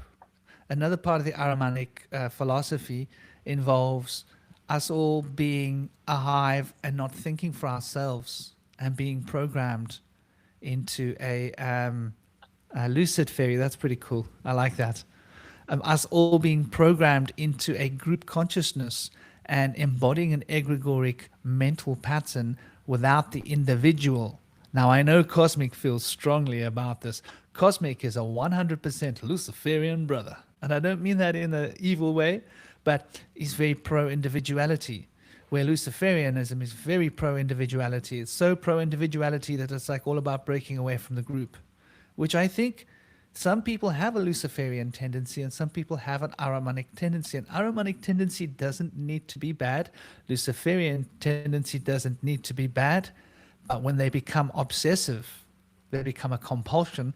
When they become in of themselves so heavily polarized that they lean towards one direction without bringing the sense of balance into the equation, because we all have our own unique balance. We all have our own sort of unique way of finding our own harmony, and no two balances of two different people are going to look the same. So I think in this area, yes, and that makes me think of the aria. What were the aria? The aria is when people used to sing together. Remember, People would get together and the choirs would sing in the aria and the area, and the area represents physical space, right? And the Lucy represents light. So we want to go into the pure electrical space of light, consciousness, transcend. So I think this sort of gives us an idea of the east and west divide. And that east and west divide is also a division within each culture, right? The notion of me, I, the ego, or the notion of we, you know?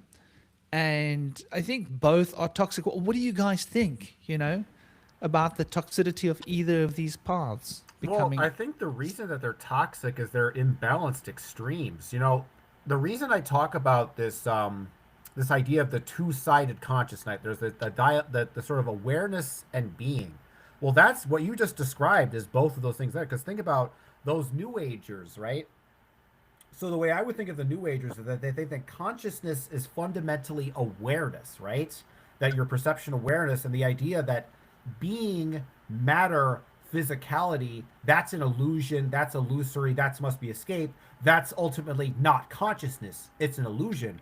Likewise, from the opposite perspective, you say someone who's a materialist will say that existence is nothing but pure being, it is nothing but pure atoms and pure physical unconscious processes, and that from their perspective, awareness is an illusion. Awareness is a mirage that has been created by false perceptions. And so what you're really seeing here from both of these different perspectives are two beings on different sides of a mountain, right? So one person is looking at one side of the mountain and saying that the other side doesn't exist, and one person's looking at the other side of the mountain saying the other side doesn't exist. But they don't realize that both of these things are two different aspects of consciousness that come together in a kind of a erotic, procreative fusion to create the individual self. And the problem that we see in both an East and West is that they assume that only one of these dimensions is fundamental to consciousness. So the New Agers will basically say that awareness is real and being is an illusion, whereas materialists will say that being is real and awareness is an illusion. And so what I'm trying to do is trying to see consciousness as a function of both of these particular phenomena, both awareness and being. So my basic formula is basically awareness plus being equals consciousness. A plus B equals C. It fits kind of nicely in that way. So when it comes to this stuff, it's like basically the issue that you're talking about, Franklin, is that each side is only understanding one half of the consciousness field. They're only understanding part of consciousness. They don't see the entire picture because, like that mountain of their sort of their ideology, it obscures the view of what's on the other side of consciousness. So we only think there's one side of consciousness, but actually it's like a coin. There are two different sides of consciousness. There's the awareness dimension, which is where you kind of look outward and sort of see things, and then there's the being dimension. That's the sort of the thing you feel. It's that kind of empty-headed bliss you feel when maybe you've had a glass of wine or you smoked a joint or something like that. And there's that being level. And then it's interesting too with this system is that that being can be aware of awareness, and awareness can feel being. And consciousness is when these two things intersect with each other. Because sometimes, like, if you think about like your body and you're in a really kind of like a state of like, pleasure, whether it be through drugs or sex or meditation or whatever, you have the knowledge of the being of your body, but you're also aware of the pleasure that you feel. And the other reason I've come to this kind of conclusion is just looking at different states of consciousness, right? And I think of it as the difference between dreamless sleep and psychedelic ego death, right? So when you're in dreamless sleep, you basically have an abundance of being, but you lack a significant amount of awareness. And because of that, you seem to like not be there for a second, right? You seem like you're unconscious because you're just existing in pure being. Likewise, if you're in a psychedelic state of consciousness, you're in ego death, you become just pure awareness, and your being seems to disappear. And in that sense, you also seem to lose your sense of self, right? So you're losing yourself within two different sides of the dimensional spectrum, so to speak. And that the self is actually the Goldilocks zone between awareness and being. That it's a synthesis of the awareness of outward perception and the being of being in a body, being embedded in physical matter. Because in a way, it's like awareness and matter are two different types of consciousness. But what we've been doing in our society is saying that one has to be real and conscious, and the other has to be fake and unconscious, rather than recognizing the existence of both.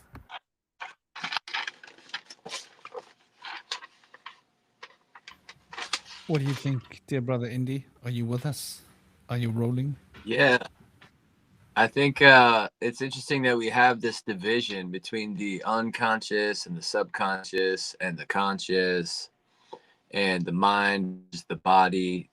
Um, it's interesting that we had these things from each other because in Taoism they suggest that all of these things and everything in existence is only one, and so the names are division so that we can refer to the things, but the names don't take the things apart from each other. So I think that it's hard to encapsulate this line of thinking for people that have compartmentalized thoughts about how these things are in separate places. But I think in Taoism, they would probably use just a simple parable like the mind is like a stream. It includes the soil underneath and the stones underneath the water, which bring minerals into the water. And so those things are not bringing the light into, but they're there enriching the water of the thought in the mind. And the mind is clear, but it can become cloudy. And so there's so much to it there where you're seeing that something as simple as a stream can encapsulate all of the complexity of a mind that is taken away by dividing the things apart. So through thought experiments like this, we can see deeper aspects of things. Ultimately, I think it's important to continue to learn. Um, and I think a lot of people have come into the Ahrimanic lines of thought of just being passive minded and becoming complacent in thought and allowing to just become um, of other of thought that's kind of pushed on us or expected of us, which is a thing that people do either out of fear or out of seeking comfort. But then there's also people that are willing to like, do the work and like question things and start to look deeper and start to understand things themselves and start to read and explore and have dialogues with people to have deeper understanding. And amongst those people, some of them can become stuck in the Luciferian sphere of kind of going into self-centered thoughts and not becoming willing to hear the perspectives of others, allow them to influence our understanding. So I think that I'm somewhat a victim of that kind of my own making, in the sense of my life never being a seven and me valuing my solitude, but sometimes going a little bit further when I hear other wonderful, beautiful ideas and perspectives and worldviews. Instead of waiting for what is and it's showing that appreciation, I may come and try to trample on that with my own understanding. And in a way, I might expect, well, I really like what you have to say, but I mentioned that. But this is what I have to say. What do you think of this? And so I think it's important to value each other's understanding and not necessarily try to compete about our understandings, but try to maybe it's easier to find our common understanding that we share. It could be even a deeper exploration to be able to explore the understandings that don't resonate with us and see if they can bring insight to us through contemplation. It might take a lot more contemplation to see and understand them. They don't clearly resonate with us initially.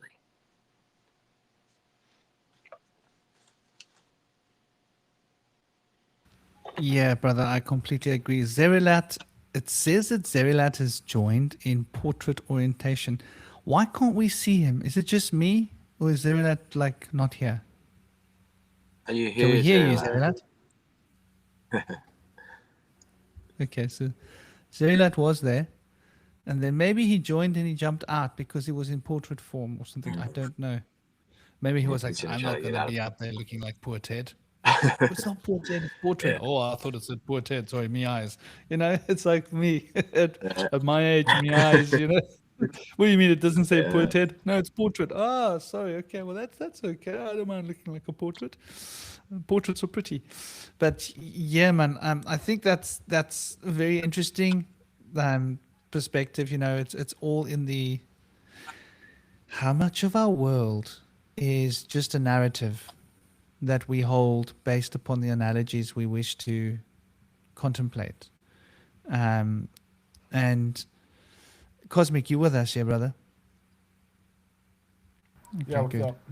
I'm here. Good, good. Just checking that everything's running smoothly because I tried to make it work, man.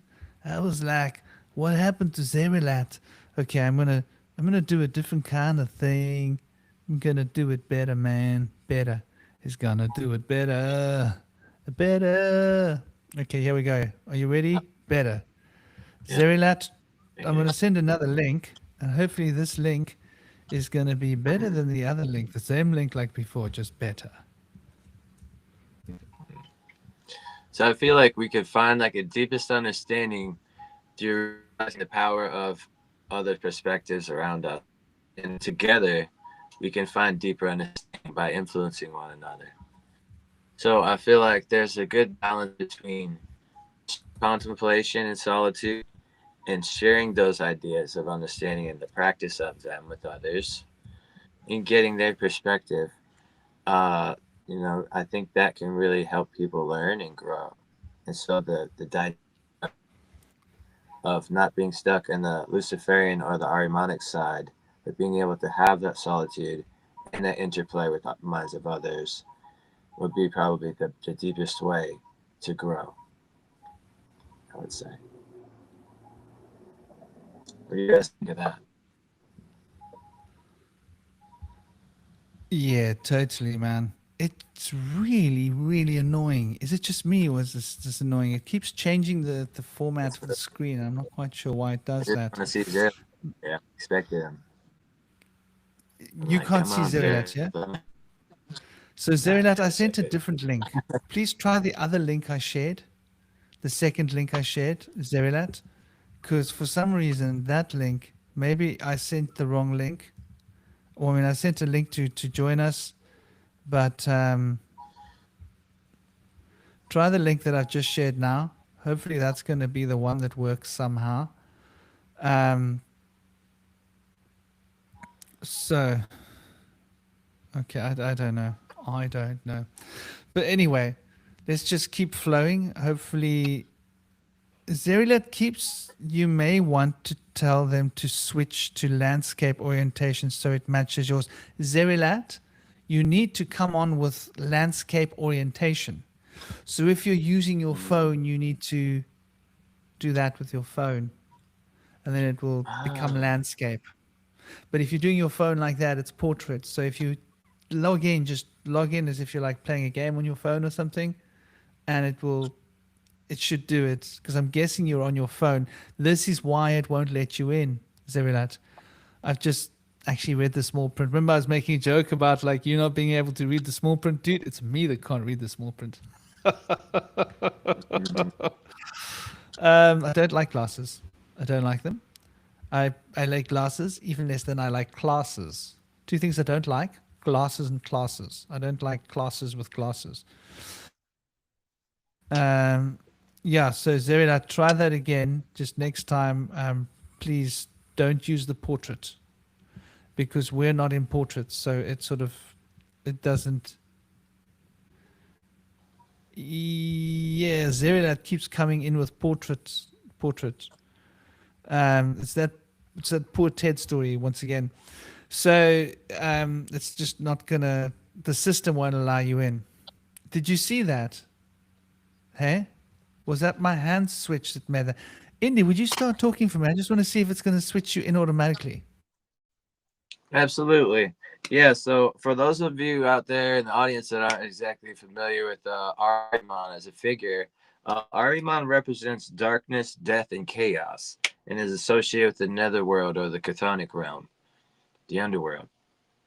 He is said to have made fire impure with smoke and steam when he first attacked the world. So in this narrative, he comes from the underworld and he attacks the world with this smoke and steam that's toxic. And he makes the fire impure. So I think that could mean many things. Maybe that's a story about how there was a volcanic eruption and the skies were filled with this toxic smoke. It made things cold. That's happened many a time in history, and it's had a dark time for a year or years of time of dark winters. Those times have come, and that might be an association with him. Now, in contrast, Ahura Mazda, the god of goodness, order, and creation, is associated with sunlight and life, but also fire, as it's revered for its purity and is a medium for worship, as they keep the eternal flames lit in the Zoroastrian fire temples. So fire is considered holy, but fire is considered to be made impure by Ahriman, who's considered to be associated with darkness and chaos.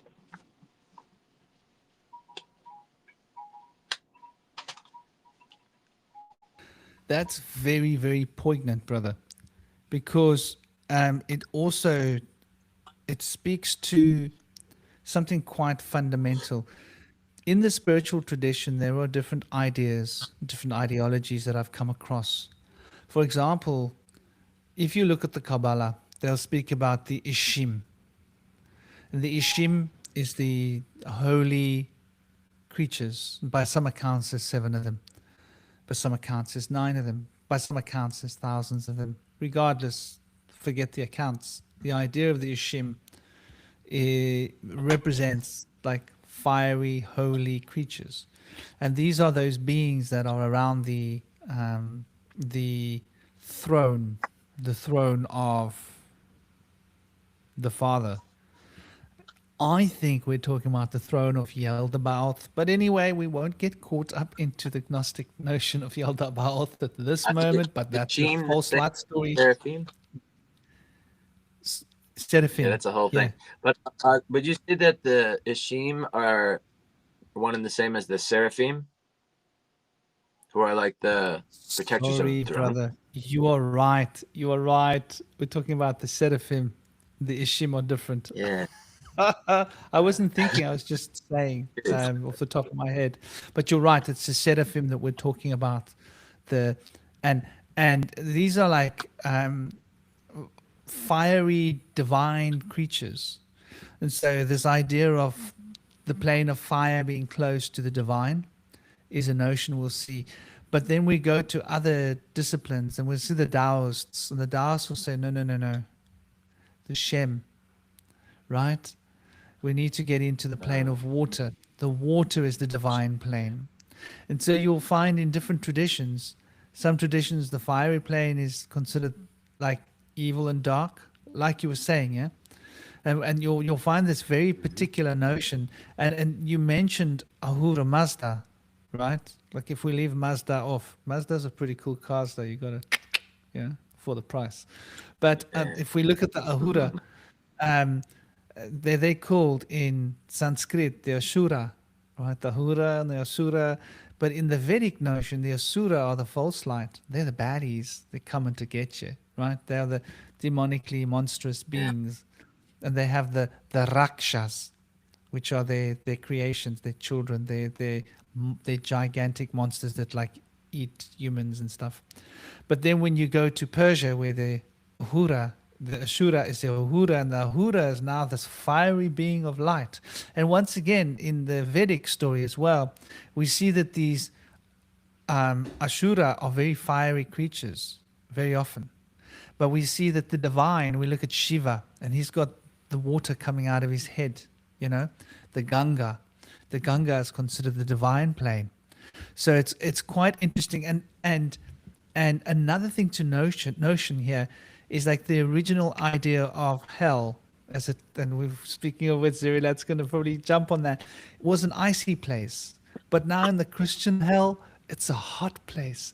It's like they can't quite figure out whether, you know, the fire plane is good or evil, or the water icy plane is good or evil. And this of relativity that's always getting in the way. And one group of people looks at the others and they say, "You guys are bad," and it's the same. You know, it's like politics, really, isn't it? Um, so we've got dear Zerilat that's joined us. Zerilat Eternal. Check out his YouTube channel and Indy's YouTube channel. That they're both in my recommended YouTube channels. Cosmic's gonna have a YouTube channel soon. It's gonna be recommended as soon as he makes it. Zerilat does all sorts of interviews. He does working with the ruins. That keeps doing this. This is so bloody annoying. And yeah, he's a magician. He's a pagan. He's into the Norse tradition. Namaste, dear brother. It's a total honor to have you. I hope you're doing well. And yeah, man, tell us a little about yourself and let's jump in.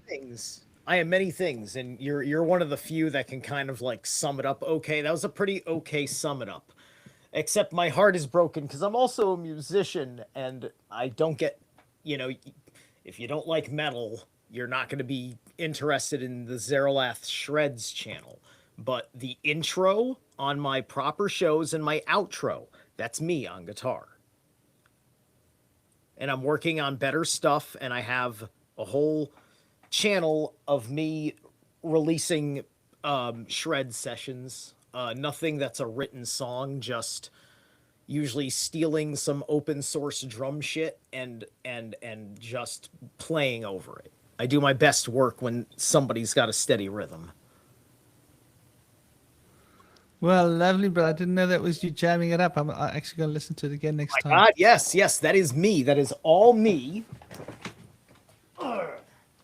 on this beast. This is Wraith. This is my Mjolnir. She's beautiful. Yes, it is. This is a Jackson Custom Shop 7-string. That is neck. Interesting. Neck through the body. We call that full tang, don't we? Maple. Oh, yeah. Full tang, yeah? Yeah. Like in a knife or a sword, your full tang, you got to hold the blade in your hand, right? 24 fretboard.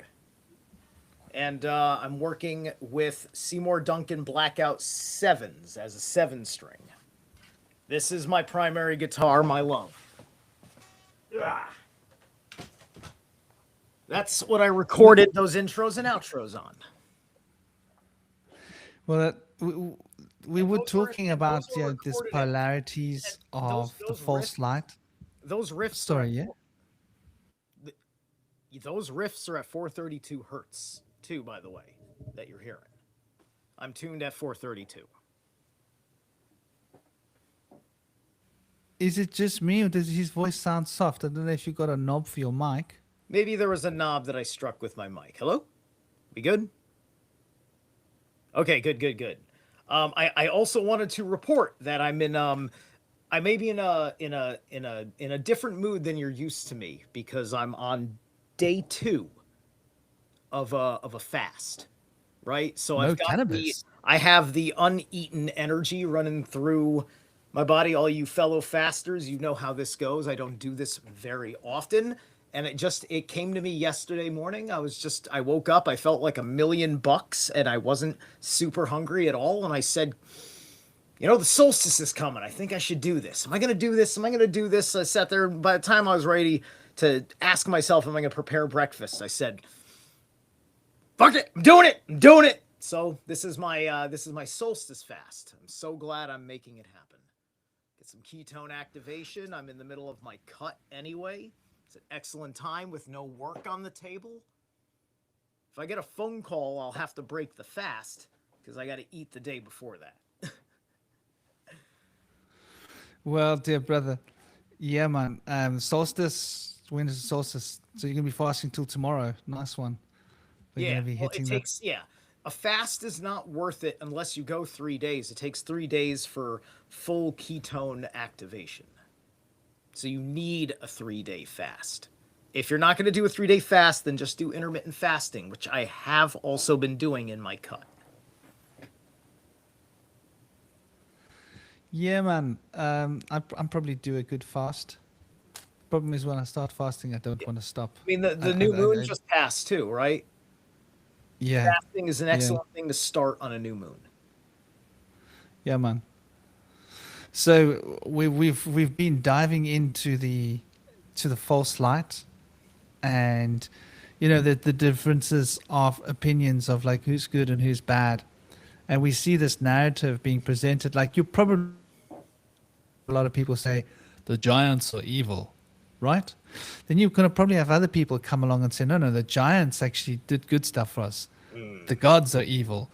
And so it depends on who you ask as to who's the good guys and who's the bad guys. And I These think this is a are, big, yeah, well, those are classifications of orders of being, and then those beings have their sources within their own order, right? Like Tolkien.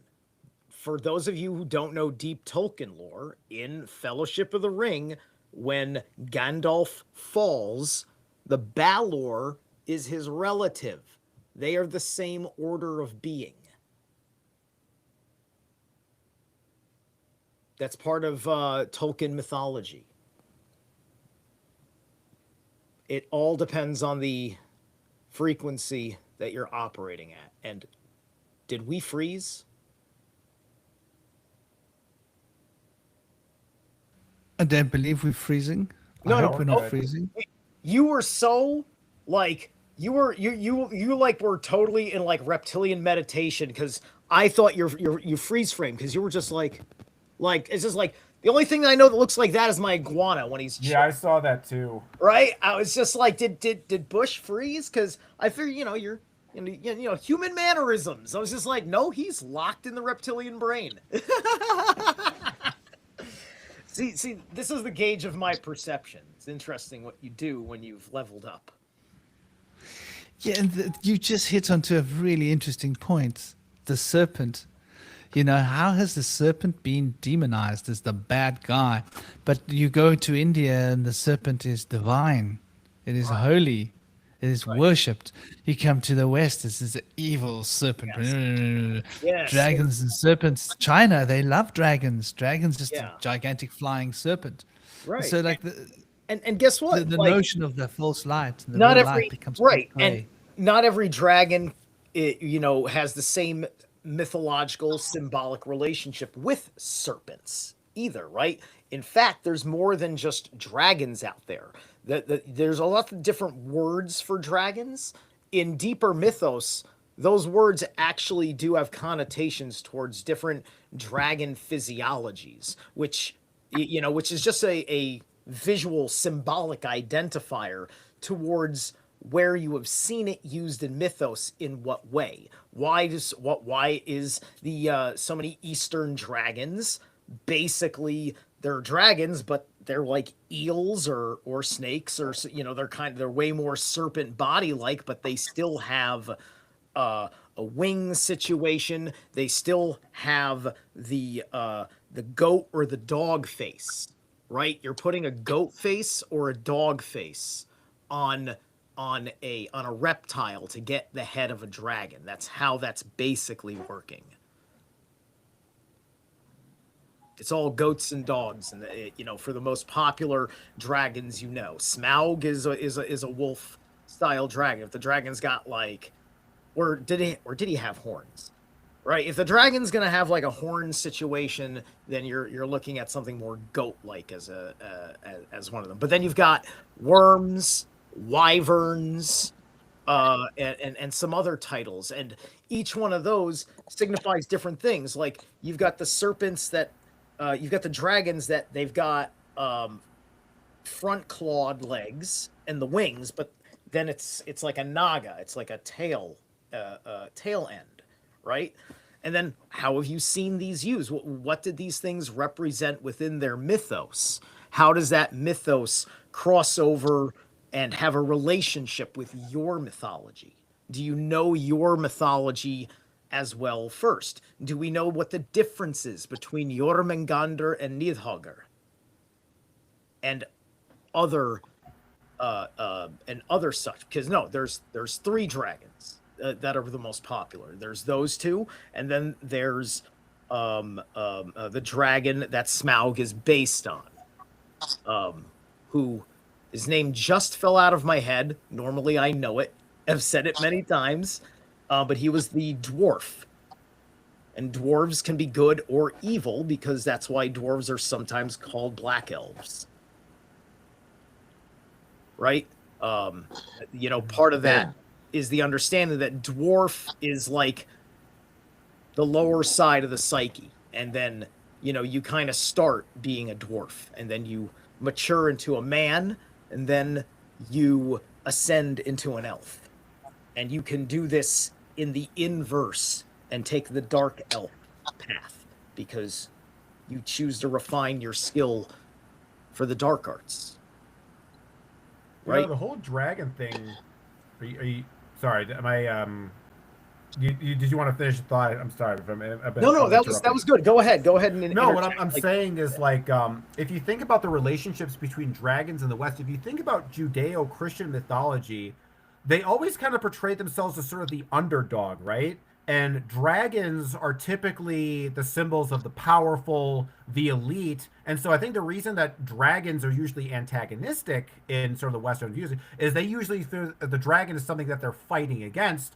Whereas I think within the East, it's something they kind of internalized. It's something they kind of imbued the power of the dragon in the same way in the West. I think the lion is more of the symbol for, power and prestige, and lion and the horse, for example. But I think it's also interesting that there's a kind of a philosophical relationship between how dragons are portrayed in the West versus how they're portrayed in the East. Because when I think about Western versus Eastern, epistemologies for understanding worlds, I feel like Western ways of thinking are more solid and sort of grounded and foundational, whereas I feel Eastern has a more of a fluidic aspect. It's more flexible. It's more open and adaptive to change because it's not necessarily. Because I was thinking the other day, what's the real difference between Christianity and Buddhism? With Christianity has a singular text that is unquestionable, the Bible. Whereas with Buddhism, it has its foundational texts like the Pali Canon and the sutras are essential, but it's not dogmatic in the same way that the Bible is. So in a sense, Buddhism as epistemology and a religion is more flexible and more dynamic when it comes to dealing with different senses. And you can see that with the way how dragons are presented in West versus East. When you think about a dragon from the West, it has this very discernible body. It has these, these four legs. It has a tail. It has arms. It has a body. Whereas the dragon in Eastern mythology is a lot more kind of, it's more surreal. It's flying around. It doesn't really seem to abide by the laws of physics. It has multiple arms. You think about the snake, it's fluid. It kind of moves around. It can undulate and twist and contort itself and stretch itself out. Whereas you think about the dragon from the West, that's a much more solid figure. It's not something you can twist. It's powerful, but it's rigid. It can't really be twisted and morphed and changed. It can't wrap itself up around things and kind of contort itself. It's powerful, but it's kind of stuck within that sort of four-legged kind of shape with the wings and the tail. Kind of in the same. What's interesting is that the difference between how dragons are portrayed in the West and how they're portrayed in the East almost seems to directly reflect the philosophical and religious worldviews that these people had, and you can see them reflecting. Because I think a lot of times that when it comes to the symbology of a system always reflects its sort of philosophical nexus sort of structure, right? So I think that's kind of why we have that antagonistic. And I also think about the Bible, they always portray the serpent, as the bad guy. And I think that when it comes to a lot of Judeo-Christian beliefs, they don't like anything that's sort of murky, elusive, changing its mind on a lot of things. They like the idea that they know this is the law, these are the rules. They're set in stone. They can't be changed. And this is how it is. And I think it's interesting. You see that with how dragons are portrayed and how in the West versus the East, it's like a direct kind of symbolic mapping. So I think that's kind of why that's the way it is, personally.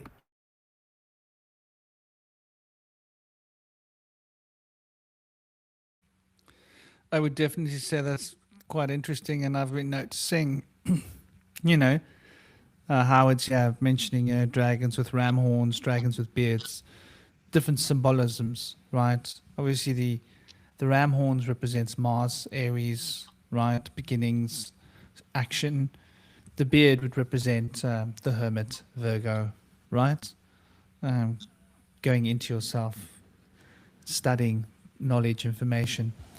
And so there's different aspects, but it is really interesting when we start to look at these sort of spiritual emblems. Yeah, I mean, if you were a child and you were taken into a large room, right, where they had a bell somewhere at the top, and you saw a man on the wall hanging, nailed to a cross, with nails through his hands and nails through his feet, wearing a crown of thorns, you'd be a little bit disturbed. Like if nobody told you that's the good guy, you'd be like, ooh, like, like what's going on here?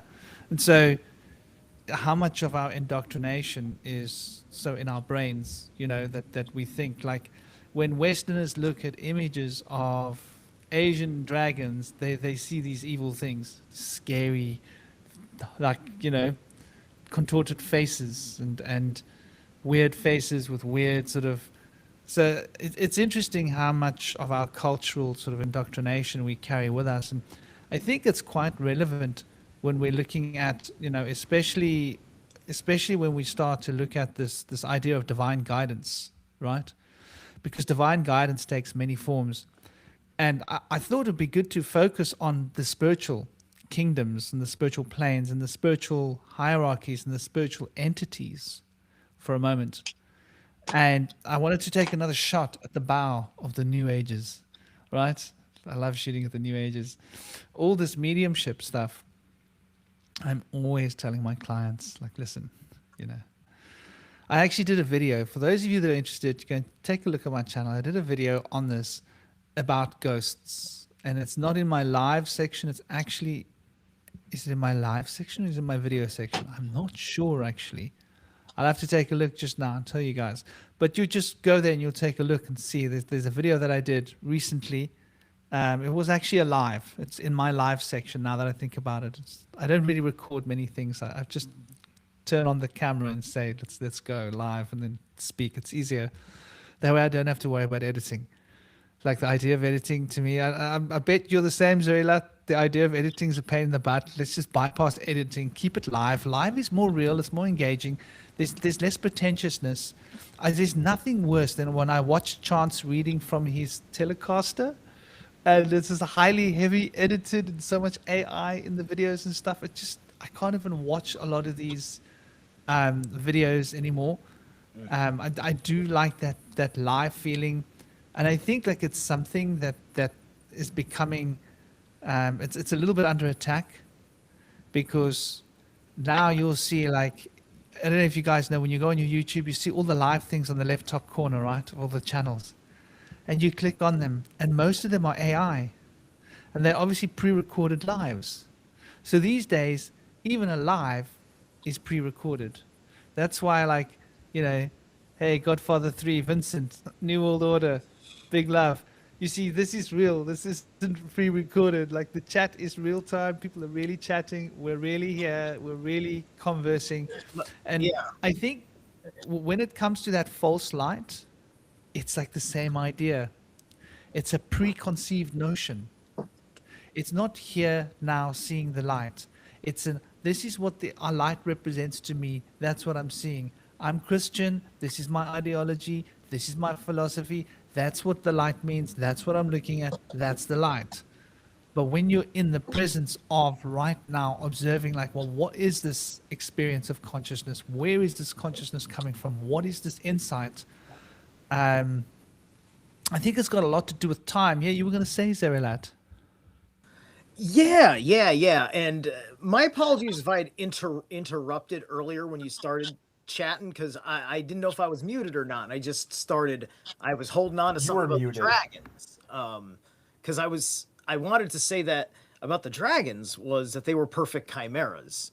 Because I'd already kind of mentioned that a little bit with like the dog and the goat face kind of thing, and the you know, sometimes they don't have hind legs or whatever. Well, the primary chimeric principle of the dragon is understood well in alchemy of the eternal battle between the eagle and the snake. If you know that, where this, the snake basically has the Orphic egg in its grasp, and the eagle is fighting over it.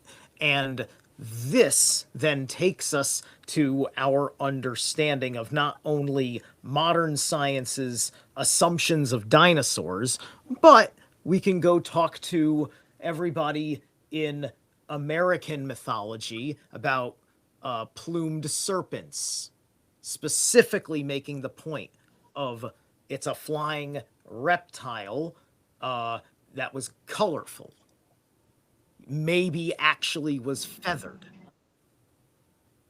right? And so that was something that they probably had that went extinct sometime before colonialism or something. Like Archaeopteryx. Right. It was a small dinosaur with Yeah. feathers, probably thought to be one of the first There's ones to fly. yeah, the Yeah. concept of the lost world mythology, and I believe it was the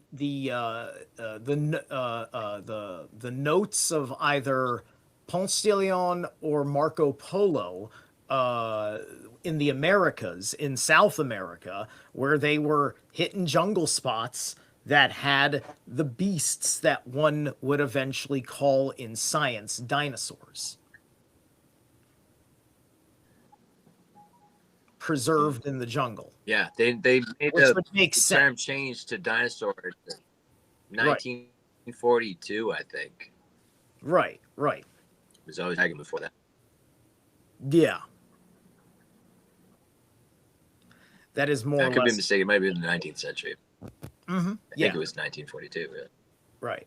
So the symbolism of the eagle and the snake, this mythology then ends up having its relevance in our terms when we're talking about us as persons, the soul, the human psyche, and such. This is the marriage of the mind and the gut intelligence.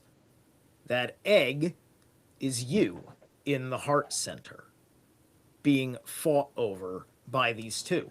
And I don't know if alchemy or any of the occults tell us who laid that egg, because both those creatures are egg-laying creatures. Whose egg is it?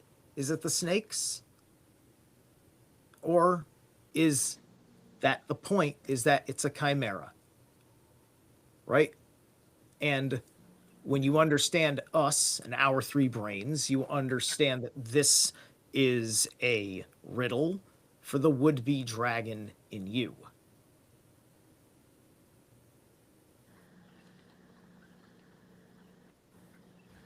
Yeah, so I Absolutely. think I feel like the symbology of the eagle and the snake kind of encapsulates also what we mentioned earlier. Franklin was talking about medicine in the East and the West. Now, in the West, there's like an external view of the patient looking in and maybe going in with some instruments, going in there and doing surgery and taking parts out, putting parts in, and using foods and meditation and lifestyle changes to be able to influence the sacred spirit and body within. The unseen things are being worked on there, not just the physical components and parts. And so when we talk about like the serpent kind of goes into the earth and lives inside the earth and lives on the earth and is part of the within, whereas the eagle goes above from outside looking in. So it kind of represents the more of the doctor being able to work on the patient, looking in on them and the patient really needing someone else to help them. Whereas the serpent more represents the powers within me. I can do this for myself, and I have guidance from others, but I have the power within me to do this through natural practices. I don't need to have some crazy, obscure, dissection done and weird parts taken out and put it in for things to go good. So it's a very interesting dynamic, and there's also a parallel between the relationship between the lion and the dragon, and we see that in vexillology, on flags and things like that, and different but the dragon is similar in the sense that the lion represents the Enlil archetype of like the warmonger. It represents power, whereas the dragon represents wisdom and empowerment. But one of the Western symbols that was mentioned earlier is the horse is a Western Enlil representation of empowerment. So there's like, so to speak. But I also want to quickly pass the mic on to you guys because I know you guys have something to say here. Eastern dragon is composed of the camel's head, the deer's horns, the rabbit or neck, carp scales, tiger's paw, eagle or hawk's claws or talons, and sometimes a frog clam belly. So it's a very dynamic and very different than the Western representations. But there's definitely some parallels there as well. Lion and tiger, deer and ram, things like that. Sorry, brother, I didn't mean to. I thought you finished. Yeah. Finish your ideas, man. I was just trying to remember the deer and ram thing, so I was late to get that out. But that was the last thing I was trying to say, and I was going to pass the mic. Yeah, I want to get back to what you said about the eagle and the serpent. There's something very profound here. Like what I was talking about, the Western idea is from the sky looking down, from the spiritual high realm looking down at matter. The eagle is up there flying. What is egalitarianism, right? Egalitarianism is like everybody's just the same. It's like you're all wearing uniforms. You're all just one, exactly the same. It sort of represents Ahrimanic thought. The serpent is very much going in, like you say, going in, but it can't look down. There's only one way for the serpent to look. It can look up, right? Normally when the serpent's under threat, it's looking up because it's already flat on the ground. You walk over the serpent, it's looking up at you, right? The horse walks over the serpent, it's looking up. The baboon, the monkey, whatever animal, the serpent has to turn to look up. So the serpents can only really look up. They can look around, they can look up. The eagles can't look up. They're already up there. There's nothing to look. It's just the sun, right? All they can do is look around and look down. So there's the notion of... Sorry? Most reptiles get a bonus feature, though. My iguana has it. I had bearded dragons. They have it. Almost all of them do, at least the very ground-dwelly ones, because all of them worry about aerial predators. So they have a built-in security system. There's a thin membrane that would be right in the center of their head, and it's just a light scaling that's very translucent. That is a membrane that has a little optic nerve that goes to its brain, and it's a light sensor.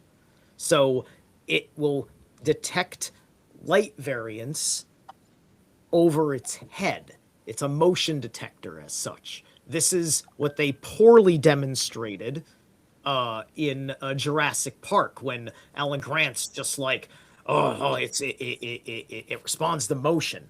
Well, no, it responds to motion for things that it can't look at. It has eyes.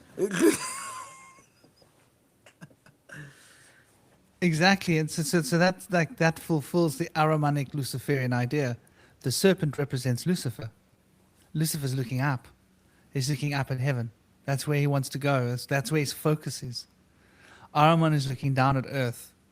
Ahriman's already up there. He's encompassing everything, and he's trying to push everything into a little thing. Where the serpent mentality, I'm already on the ground. I want to climb. I want to go up. He's I want that. to go up a tree. He's that Simpsons They wanna meme go up. of the principal. Pathetic. That's like you could put Armand's face on the pathetic meme, and it's the same guy. So that's quite an interesting concept. That in India, their guidance, the divine guidance, is Lucifer. But in the West, our divine guidance is Ahriman. Now, according to Rudolf Steiner, whether you're going with Ahriman or Lucifer, you're going one way or the other. And I think within each way, there is a dynamic balance that can work. I wouldn't knock it. I wouldn't say that the Indian tradition is worthless. I wouldn't knock the Western tradition and say it's worthless. I think there's something to be found of benefit in both of them. But this symbol of the eagle with the serpent is an interesting concept, right? And there's this dual symbolism of, let's look at what Quetzalcoatl is really trying to say, right? The feathered serpent. What are we talking about here? And when we look back into Egypt, right? So Egypt was the serpent and the vulture, right? And there was a joined symbol of the vulture and the serpent that represented the whole of Egypt. But the vulture and the serpent represented the north and the south of Egyptian empire, respectively. So there's a very interesting idea here between the amalgamation of the bird myth and the serpent myth. And then we've got the bird people from the American Indians. And then we've got the serpent people, the Nagas from India. And the Nagas gave a lot of boons and gifts to people in India. But the bird people in the West gave a lot of boons and gifts to people. And obviously the Western archetype was to demonize the Nagas. But the Nagas did have some pretty crazy ideas, right? Like one of the ideas that's today practiced in Nagaland is like the consumption of human flesh. And it's not a very pretty thought. It's not an appetizer. It's not a digestive. It's like quite like a stomach turning idea, but it's something that gets done.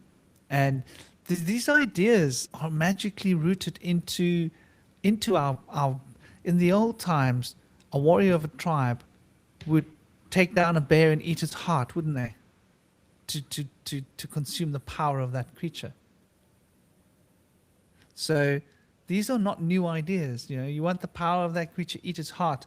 If your guru passes away, all of his students, all of his top students, we should get to enjoy the brain, man. We should share that brain between us. Like you get your share. You should see the fights that break out. Hey, why did he get the frontal lobes? Why did I get the frontal lobe on the side? Wouldn't this imply that the teacher is not our species? Because the tribe, it's not bears eating bears, it's us eating bears, right? So, by that theory, we should probably... They used to do that. We should probably have blue whale then, because they might be the most intelligent. There'd have to be, you'd have to have quite the honorable hunt for that, because hunting the blue whale is very much unfavored unless you're in Asia. Yeah, well, that's the Papua New Guineans would actually eat the brain of the wise elder of the tribe when he would die, but they had an issue where they started to develop Jacob Creutzfeldt disease, which is like mad cow fever. The brains that it goes to the point where there are a lot of tribes that do the whole they appoint somebody as their living god, and then they dress them up in the way of their living god, and then they get eventually eaten.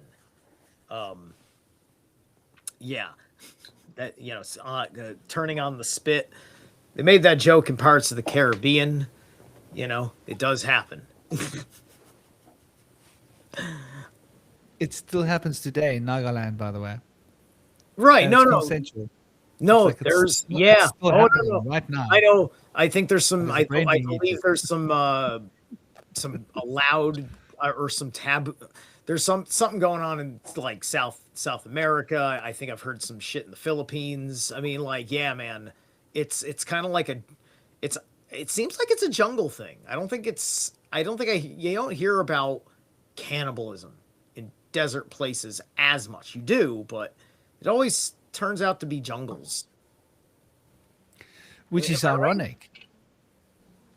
Which is ironic, yeah, because like there's so There's much no abundance such in a thing. jungle. There's greenery, there's fruit, there's plenty of things to eat, right? You would always understand it in a desert. Go like, well, yeah, it's a desert. What are you gonna eat? It's like, okay, Right, it's right. something What to are eat. you Yeah, gonna eat? it's something to eat.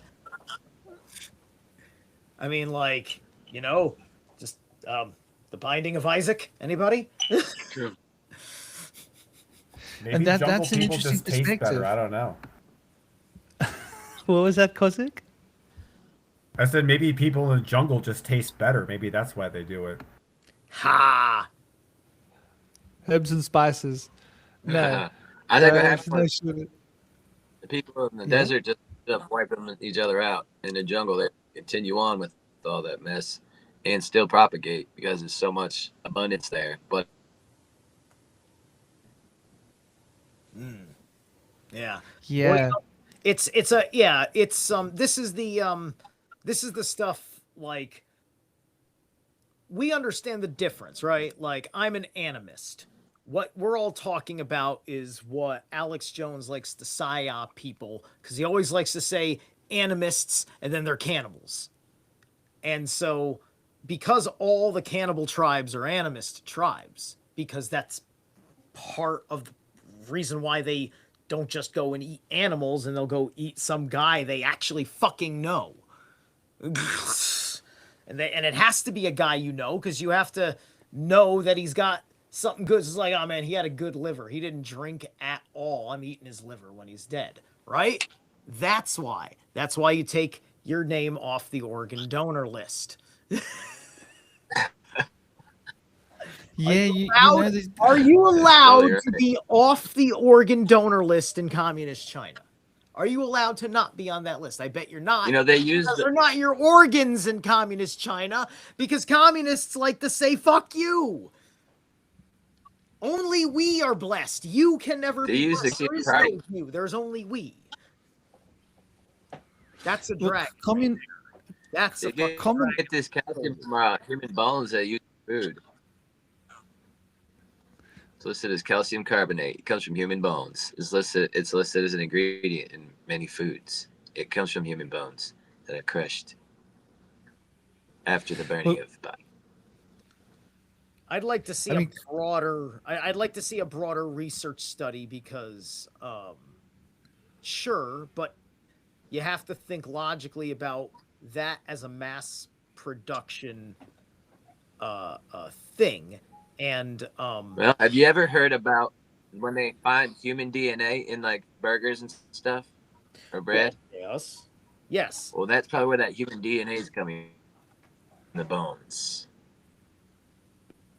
It's in the water as well. Now, So right. the water's But used. Is Yeah. it everywhere. And they put it always? Is it always, or does it just sometimes happen? Because they could be covering up accidents. sometimes. They could be doing Sometimes. rituals that are adding human essence to the food. But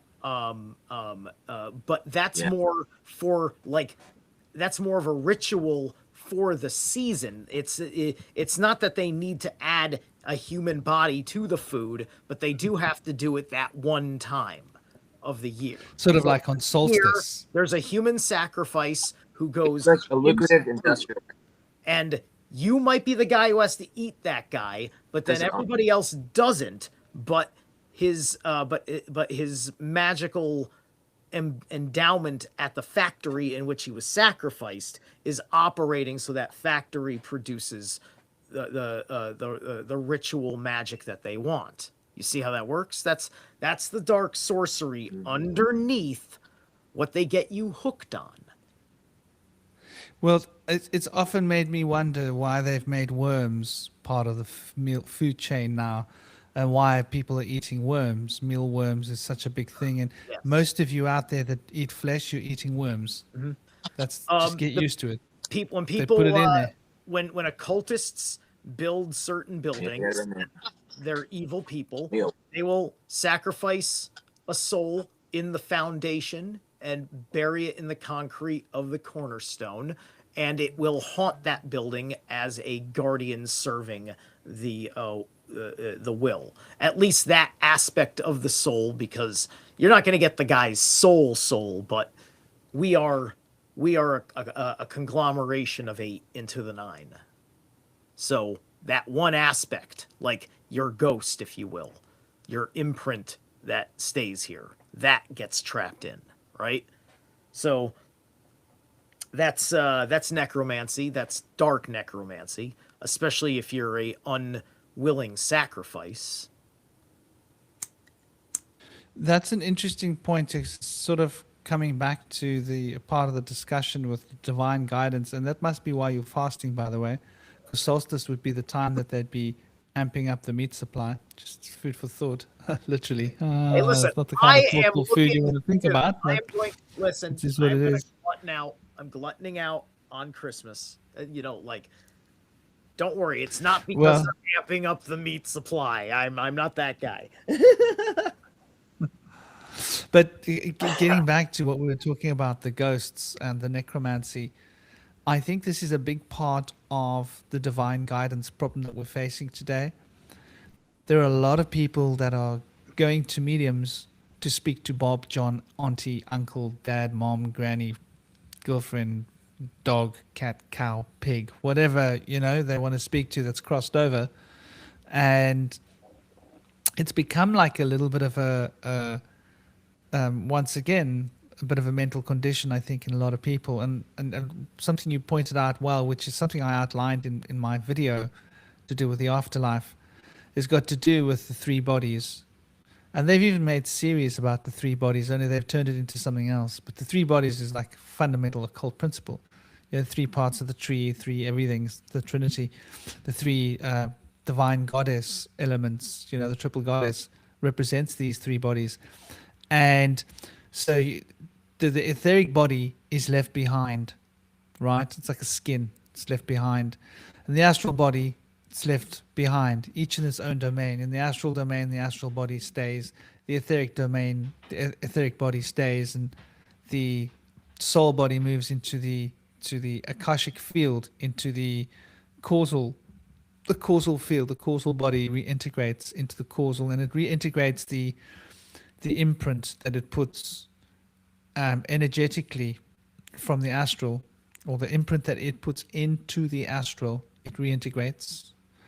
And the form, the container that it puts around the etheric to hold it in place, it draws that back into itself. And the container, the etheric, that it's the holding it in, and the imprint that's printing from within, sort of like, imagine a mold, thing inside, thing on the outside, the clay between, those become one again within the causal body. But the 2 bits that are printed, right, the outer print and the inner print, that stays behind. And that's like what these dark magicians are using when they are doing this necromancy, to even if you're doing like the creation of a golem, like, they've popularized this even in films these days, like, took one of the Lord of the Rings. But the golem is basically this.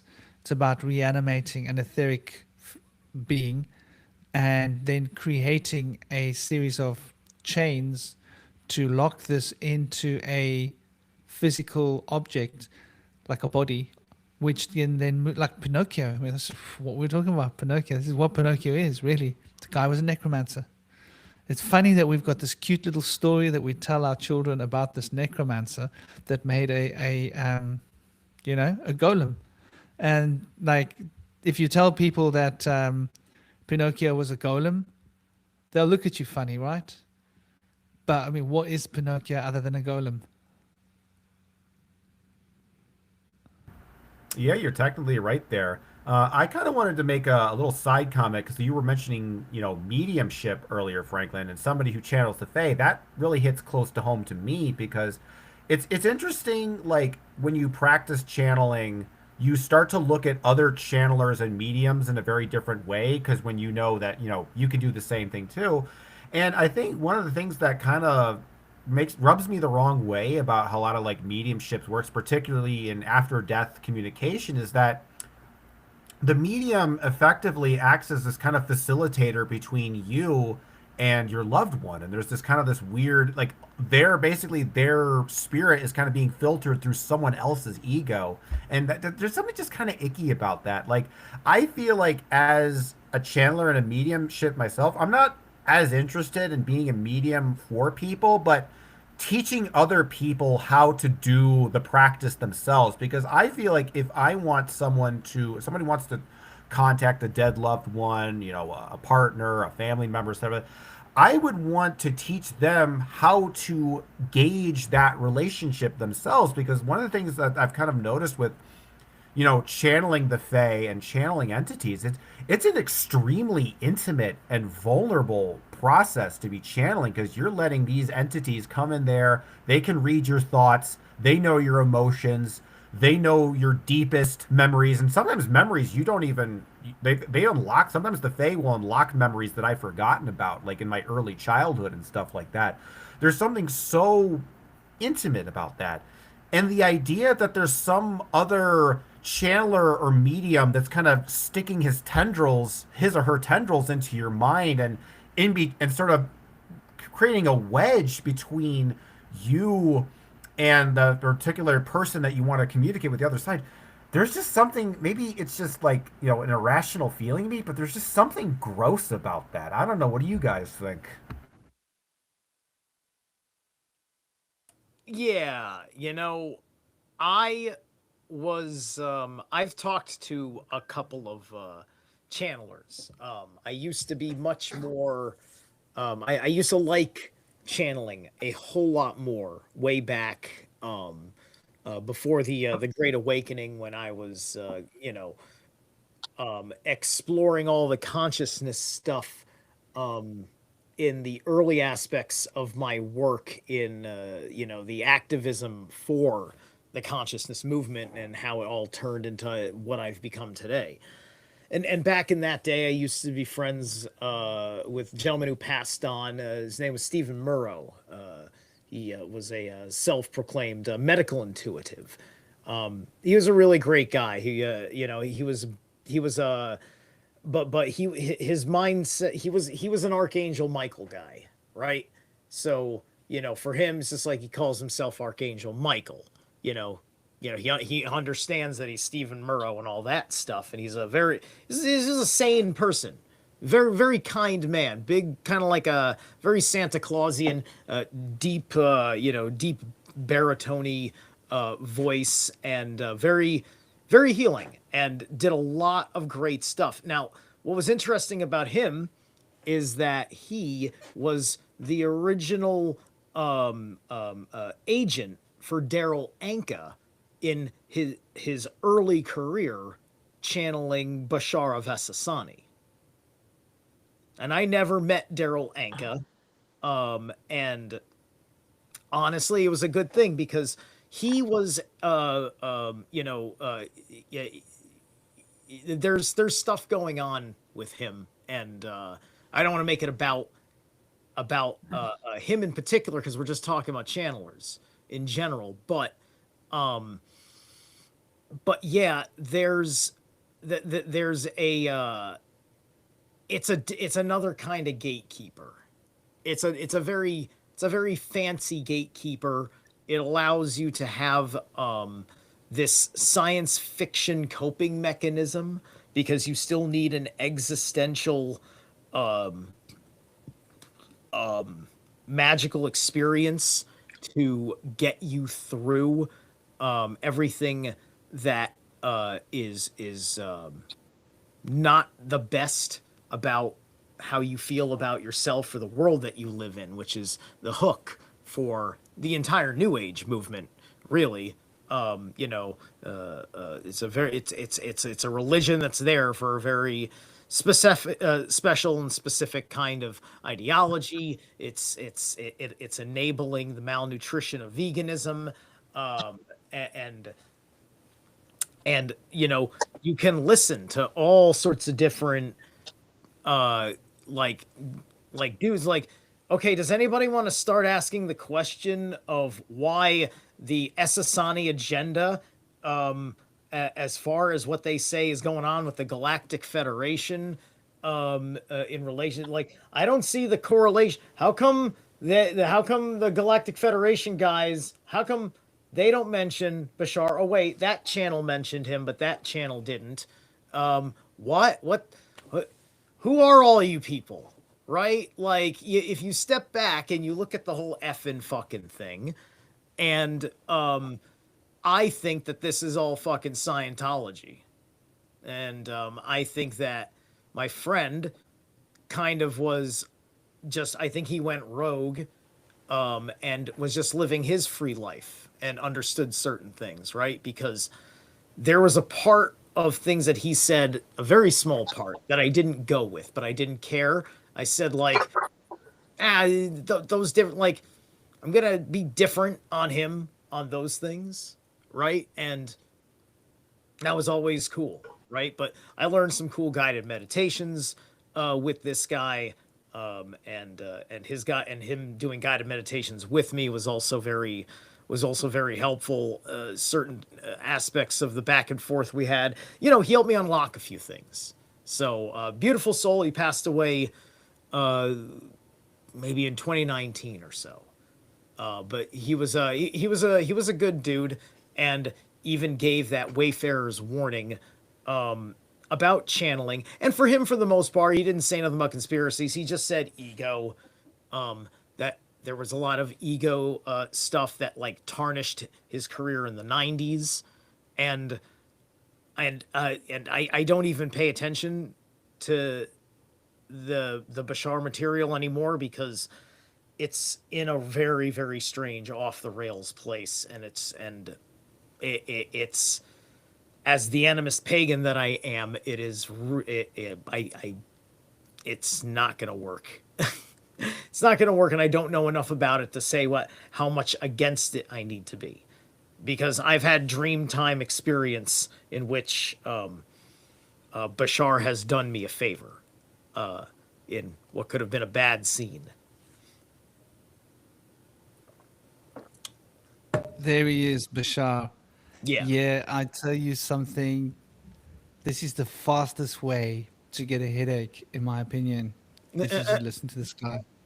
Like, it's a sure way towards a headache or a tummy ache or a butt ache. I binged stuff. I'm perfectly good sitting and listening through this kind of stuff, because my head was already like, oh, I get that. I get it. Oh shit, I get it. Oh, wow, yeah, I get it. Right? It's like that, right? And there's still a little bit of that in there. I've corrected myself a million times over, but there's a hair of things. Some of which because it's agreeable, but that's paltering for you.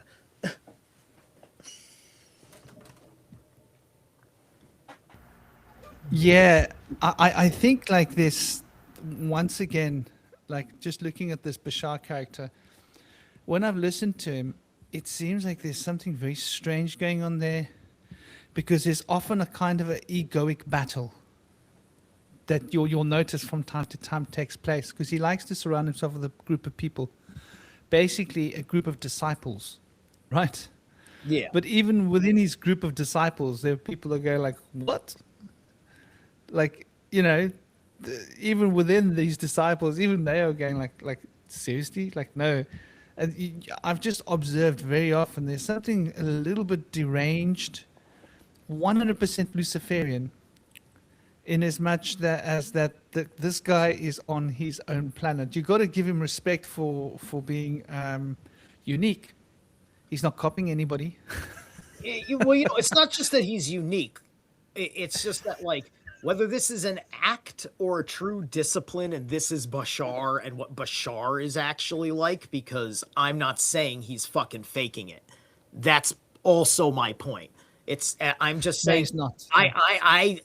for me, it's perfectly fine if the Esasani are a real thing. This is what interdimensional espionage looks like. Get it? No, no, So, Yeah, I can totally. see that. But right. we're talking false light. Yeah. Sorry, But cosmic. like, Yeah, look yeah. at also look at him. This is also epigenetics, which is why I believe the discipline, right? Because I think that he walks. I think that he believes it himself because he's very healthy. He's not only very healthy, you know, he's made himself look more like Bashar. He used to look like an ordinary dude out of the Hollywood area with his haircut and his whatever, and a little bit of stubble on his chin and whatnot. And then at a certain point in the 90s or the early 2000s or whatever, he shaved his head and became far more and Bashar became far more of a mystic in presentation.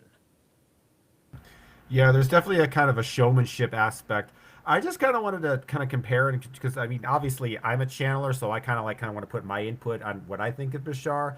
And I think it's interesting because obviously we have different methods of how he does channeling. Now, he obviously does it, you know, in front of a live audience. We're talking to people, whereas I've been doing it with people on Telegram via text.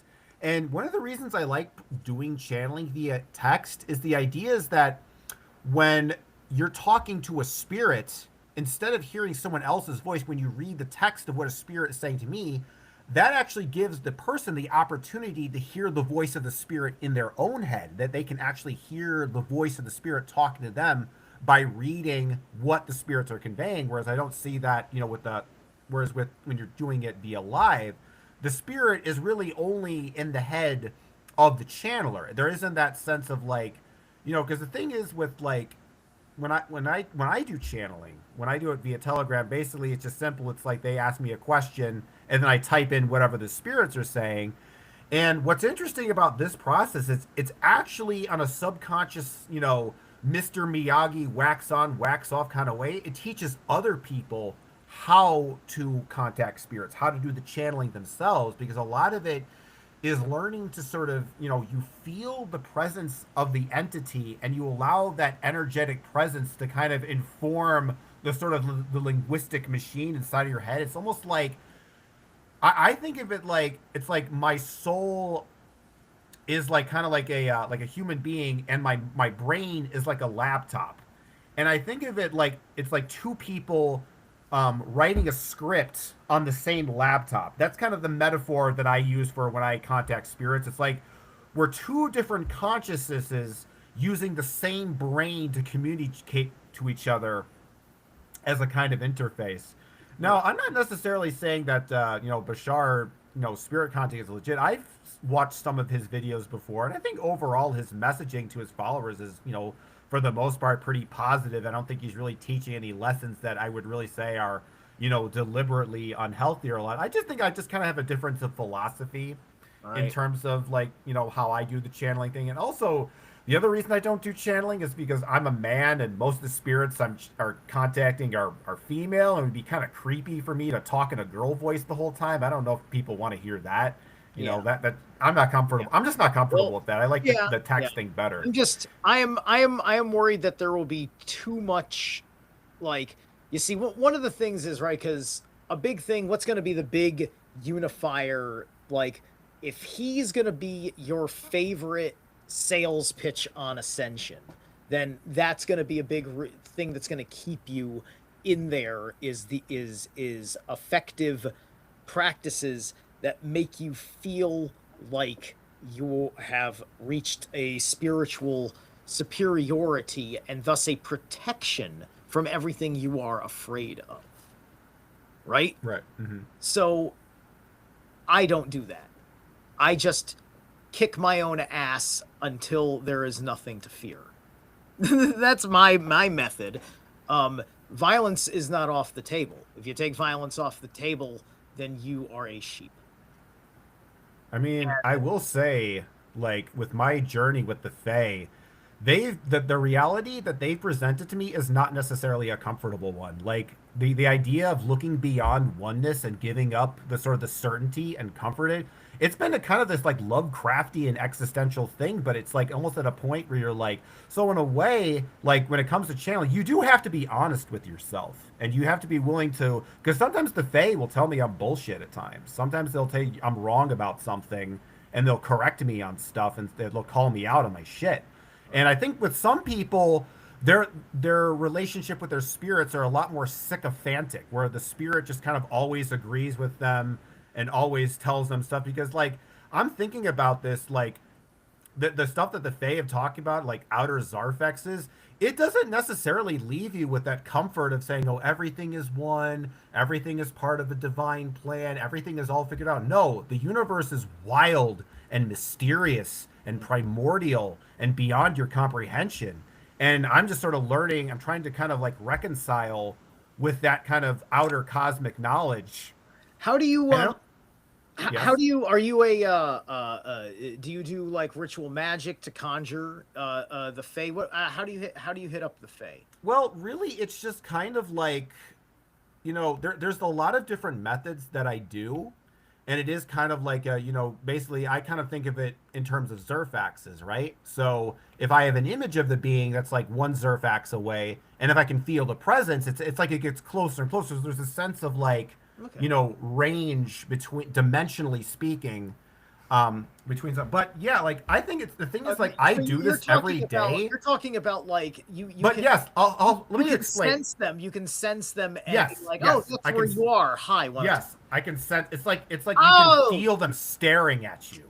Like it's the same Yes. feeling when you're getting stared at. That's what it's like. There's a Yes. sense of a presence, and I can see like why people would think when they're channeling with entities, when they might think, oh my god, these are demons or something, because that's a terrifying experience when you're not used to it, when you're talking to spirits and you really feel that there's some being whose eyes are staring directly at you from some unknown space.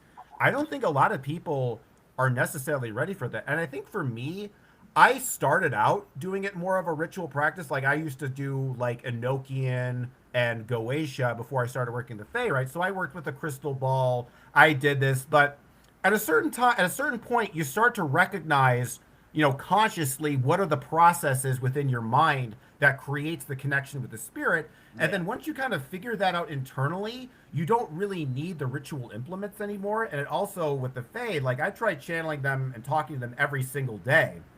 And so in a way, it starts to become kind of like a reflex, right? You just learn and you train, just like with any like martial art, you train it, and eventually you don't really like when you're like think about martial arts. If you're learning a new kick or a new move, at first you're gonna kind of fail, you're gonna flop, and you're not gonna quite get the move right.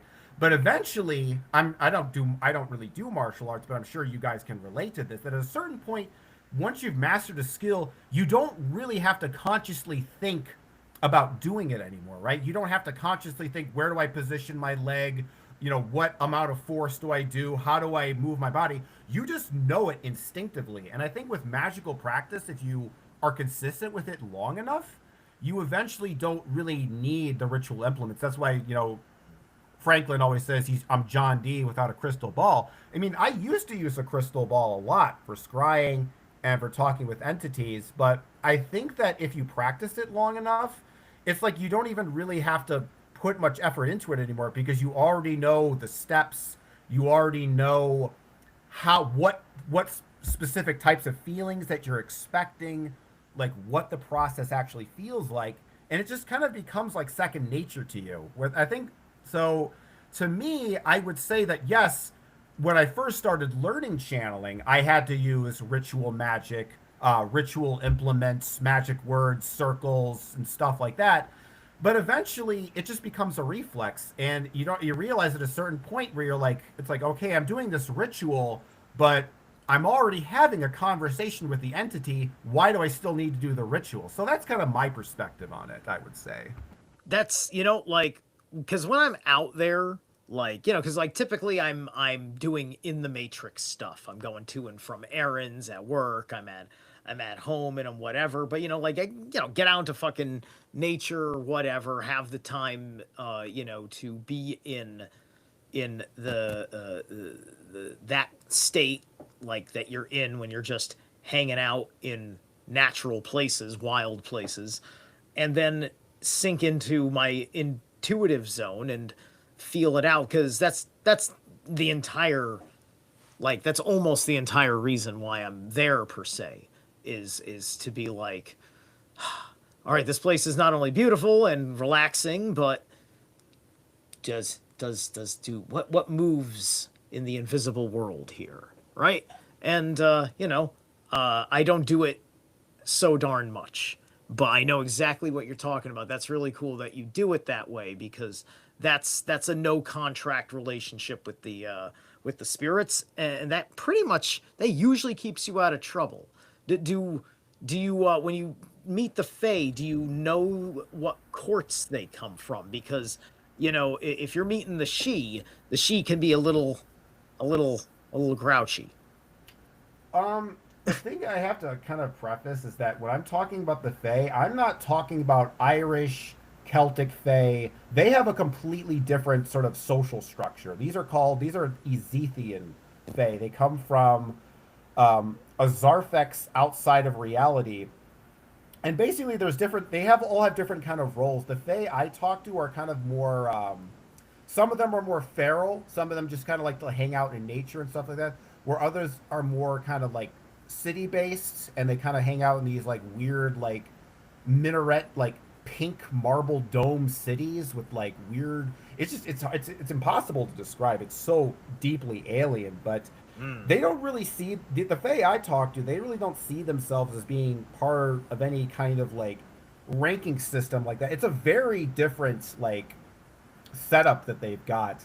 But there are different like levels of like progression. Like there's certain like there's like evolutionary stages that these Fae go through. There's like they kind of expand dimensionally, and then when they reach a certain threshold, they kind of enter a sort of a new sort of level. So there's definitely a hierarchy in a kind of an evolutionary sense, but it's not quite as like, I guess in the same way, it's kind of like the human world, how it's like you have cities and there's people that go along with the system, they go along with the rules and the engagements, the titles, etc. And then there's like country folk. They just live out in the woods. They just kind of do whatever they want. And most of the Fae I talk to are more of the latter than the former. But at the same time, it's like, I guess there's also, they kind of interact with other species. So the idea is that this Zarfex I'm talking about, where they exist, and they're interacting with beings with all sorts of different like Zarfexes. There's like elven Zarfexes and all sorts of. It's I missed the glossary index. Zarfax. Okay, so let me explain the concept of the Zar. So first, you got to understand the concept of the Zarfex, right? So a Zerfax is essentially a bubble of experience, right? So think of it like a fourth dimensional sphere that one exists in. So you like think about Zer, like the room you exist in right now, that's one Zerfax. But this client that you're talking about, Heidegger calls that your Dasein. That's your reality bubble. Beautiful. Your reality bubble. So got it. Yeah. Got All it. right. So you totally get this concept now, right? And so a Zarfex. 200%.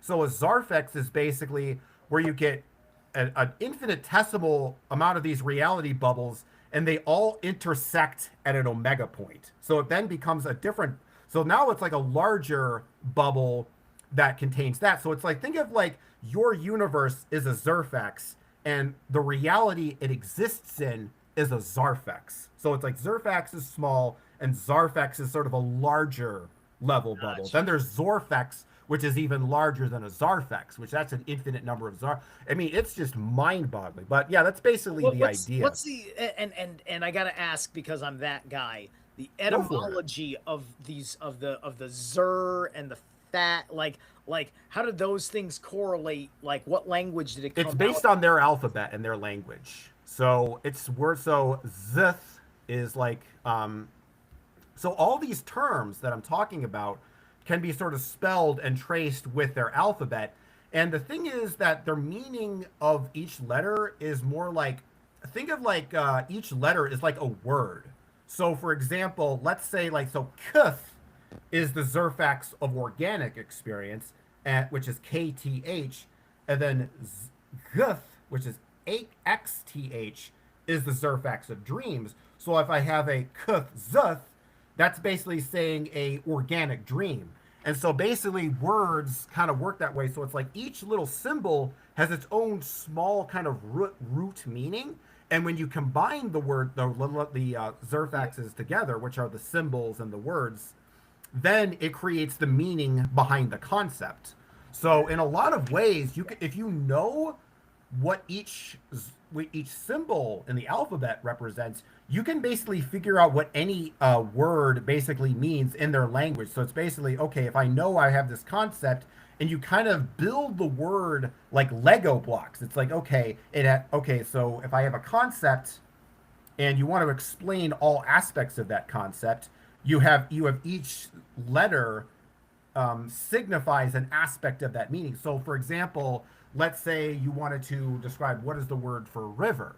Well, you think about what's the Zerfax of flow, and that's ni. And you think about what represents water, that would be re. So you have like ni and re, and you put those together, and then you can figure out the meaning of words that way. So it's not like you have to look this stuff up in a glossary to figure out the words. If you know what the meaning of each of the 23 Zerfax symbols means, you can basically reverse engineer any word or concept. And the other thing that's interesting too is that if you can take regular pre-existing English words and then filter it through this alphabet that I've been working on, you can give it a different kind of a magical edge to that world and kind of imbue it with that Fey energy. Cool. Have you been introduced to the root language in the Box Saga yet? I have not. You need to check that out because that mythology makes a possibly very true, bold claim of being the original language system spoken by the Hyperborean royal family. And so that's going to give you something high language-like. It's going to point you to Finland. Nice. Okay? All right. Yeah. Everybody's off camera now. Yeah, everybody is off camera. But yeah, that's kind of like the whole like basically concept, and basically just kind of understanding the universe this way, and then you figure out, well, how does magic work in this particular context? And you can kind of like take these sort of like it basically, the idea is like the way magic works in this system is you form everything is kind of separated by like Zerfaxes, right? So we're kind of in this bubble foam of these Zerfax universes. And the idea of what magic is supposed to do is you're taking the Zerfax of where you're at and the Zerfax of your intended result, and you try to make that gap as small as possible so that it has the higher likelihood of manifesting, because because what's interesting about this magic system is that it actually incorporates randomness into the system. Because I notice a lot of magical systems, they try to say, everything is part of a divine plan, everything is part of some grand master divine order. Whereas in this system, the idea is that because all these different universes and metaphysical systems coexist with each other, there's a sort of inevitable dissonance and sort of noise that comes from that, and that magical intent needs to sort of bypass that. So the idea of randomness is there's a Zerfax for that called a Vlid Zerfax, right? And that's basically creates a certain level of randomness. So think about like Christianity versus atheism, right? If you have a Christian universe and you have an atheist universe, those two universes directly contradict each other, right? Because you can't have a universe where God exists or where God doesn't exist at the same time. But if there's randomness in the universe, that gives enough plausible deniability for both universes to simultaneously coexist. So I would say magic, in a lot of ways, is learning how to bypass that sort of randomness inertia, because in a way, it actually protects our universe. Because if everybody could manifest their intent, like imagine like some fundamentalist Christians who think that the world is going to end in a week and that the rapture is going to come. Without randomness, there would be no protection against those kind of people from manifesting their universes into reality. This way, randomness exists so that all these different universes can Right. coexist, because there's this sort of this mysterious unknown variable that prevents any truth from fully dominating all the other systems at play. And all of these different metaphysical systems exist within our Zarfex. And I guess the idea too was that because we live in a solid Zarfex, so there's different types of Zarfexes, right? This system gets so. Yeah. I sometimes have to stop myself because I can just keep going on, and I This can never is- stop. Yeah, it's kind of like you're kind of talking about the complicated interrelationship between the various aspects of the first veil of reality, which is it's the general haze of the Maya mixed with the dark sorcery, and all the different access points to the second veil, which is where you're kind of going and you're glimpsing at backstage, as it's been called in American Gods, right? The area of the parallel reality, and yeah, so people are looking at a meta mythology now. People think in meta terms now, right? It's all multiverse of madness stuff, right? And people are seeing that all over the fiction because people like us are seeing the actual thing, and Hollywood is having a problem projecting that zeitgeist because unfortunately we are seeing the plot of their masters. And so that's why Hollywood is crashing right now, because the next step, if they had kept making the movies great after Spider-Man No Way Home, would have been to break their own spells, because the soft disclosure had already set up half of everything. Right? People just didn't know how to decode what was going on with the good side of Hollywood fighting the dark. So yeah, this is very interesting, because we are in a time where this first veil is it's just like you can see through a lot of holes now, right? It's a lot of Swiss cheese on the illusion of what has been the 20th and the last 25 years of the 21st century. And these are the magical forces that are kind of in and out because of where our psyche is opening up the portals through our relationships. We are manifesting the Esasani through our discipleship of Bashar. That's an interesting point, and I'd like to get back to a point that you were making just a minute ago. And sorry, Indy keeps popping in and popping out. Is he with us? I did click yes. He should have joined. Maybe his connection is dropping. Maybe he'll be back in a second. Oh, this darn thing. Oh, this is so annoying. That's the one thing StreamYard didn't do this all the time. But you were talking about Hollywood, and I wanted to jump onto that. And I've considered this and contemplated this myself, and it has. Let me just add Indy. Why is he not adding?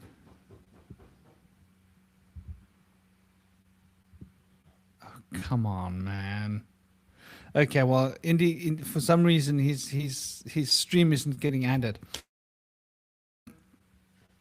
Is the idea that Hollywood was the primary form of programming used by the PSYOPs agents in order to propagate in a very subtle and discreet way the counterintelligence programming necessary to maintain their PSYOP control of Earth and of people and of belief structures, ideologies, paradigms, and such. And obviously, you would think like, well, it looks like Hollywood's failing, and it is failing. But it makes me wonder whether it's just failing or whether it's failing by design. And I think it's failing by design, because in the past they needed that system in order to brainwash us. It was a very risky play by them, I think, because we could see them, catch them, call them out, hold them accountable, speak amongst ourselves and say, look what they're doing to us. But then I think what happened was they got their AI engines up to scratch and they were like, well, let's transition from Hollywood to YouTube, Twitter, Facebook, and we will have them becoming the programmers of themselves and each other, right? And then they won't be able to point a finger and say, oh, look, it's Hollywood. Because now it's no longer Hollywood. It's now everyone. But they had to have a way to make sure that we would all play ball. And they figured it out. It's simple. We have an algorithm control everything. And so if they want to get seen, they've got to be in league with the algorithms. They've got to basically be playing. It's almost like what you were talking about, making a spiritual contract with an entity. If you think about it, it's not that different. In order to get your views on YouTube, and I think people like us probably don't get so much views on because we don't do that, right? We resist AI. We resist as much. We're not interested in that. We want raw, old-fashioned, and we say what we actually think. We don't say what the algorithms want to hear, which is going to make us sell our podcasts and pictures, like YouTube videos and what have you. So we might be pushing unpopular notions, but we're saying what we believe and what we think. And so the algorithms don't want to hear what you believe and what you think. They want you to say what everybody else is saying, right? They want you to be adding a small piece on, but you got to keep the structure and the idea and the story the same, and you add some more on there and you go. And you'll see the people that are really successful, the channels, they often use a lot of AI. They often use a lot of these tools. And so I wonder, like, whether, maybe they realized that I just keep having to do this. It's so damn annoying. That they decided that they were going to, the same as NASA, right? NASA was a big thing. And then they decided they were going to step-by-step decommission NASA over the last 10 years because people were starting to smell. People were starting to smell the BS. They were like, hold on, NASA is full of crap. We can't, we don't even know whether the moon landings actually happened the way they said it did. Was it a Hollywood studio? So people are questioning NASA, and they decommissioned NASA because I think people have been questioning Hollywood for a while. So they knew there was a shelf life on Hollywood. So they may as well decommission it and replace it with the next big thing, these AI systems that will control all of our content and have us being the one to present the content, and then have the AI systems regulate what content we see on our Facebook, social networking, TikTok, whatever. Here's the thing with NASA, though. Everything that goes into outer space from the United States is, it's still logistically with NASA.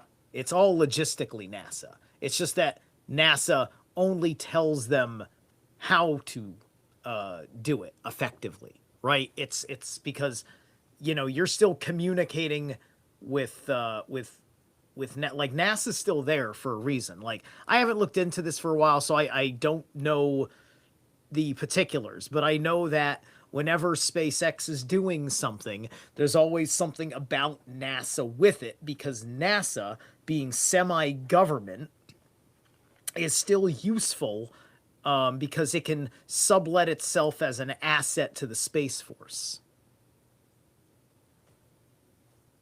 And there's a lot of communication stuff that's going to go on with that. NASA probably also is going to be gatekeeping. Like, they're going to tell them to take certain flight paths at certain times.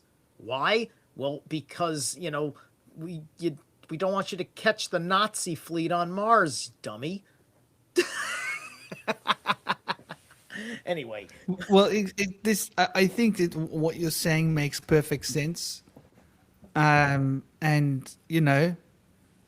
I do believe that it is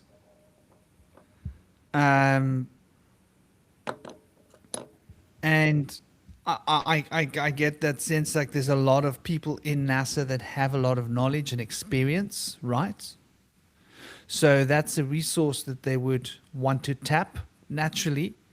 But when I mean they phased out NASA, I just mean like the budget and the money and the new projects. Like NASA did build the APEP rockets. The APEP rockets were running with the Proba 3 European Space Agency program. And so they did have a fairly significant role in that. That's where they're making. I think they say that in this year they have manufactured, I think, at least 50 or 60 space eclipses. How's that? They have manufactured at least 50 or 60 eclipses using the occulta and the Corona. The Corona and the occulta. These are the two spacecrafts that they launch, and then they've got these AI systems that keep them flying, like information. And then they've got this big screen. It's ridiculous. The screen they put over the sun so that they can study the corona of the sun. So they have to create these eclipses. So, but anyway, you know, it's also interesting the fact that they're out there creating eclipses. You've got to think about what's the psychic, spiritual reference, right? As an occultist, what's the relevance of what they're doing? How profound is it? But so yeah, I mean, I'm sure that NASA's still got a lot of old eggs that can be used, right? Because they did rule the game. But this is one of those things as well. NASA was primarily a government program, right? Now what they've done is they've moved it to more privatized companies to take the lead. Like you say, SpaceX. SpaceX isn't really controlled by the government. NASA really was, right? So they've moved it from government accountability to corporate accountability because they know that corporate accountability, well, corporations can get away with murder in court, right? Governments can't. When a government does something wrong, the official goes to jail, technically, like if the law is followed. When a corporation does something wrong, no one goes to jail, but the corporation gets taxed. They get a fine. And from the corporation's perspective, if that fine is worth the profit that they made, they'll happily pay the fine. And they'll probably lobby to get the fine less, you know? Yeah. In America, it's been a very, very long time since a government official or a corporate figure has gone to jail over something that went through the ringer in the public. You know, there's a whole lot of that going on, right?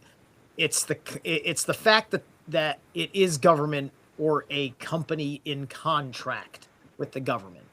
Government just is the law.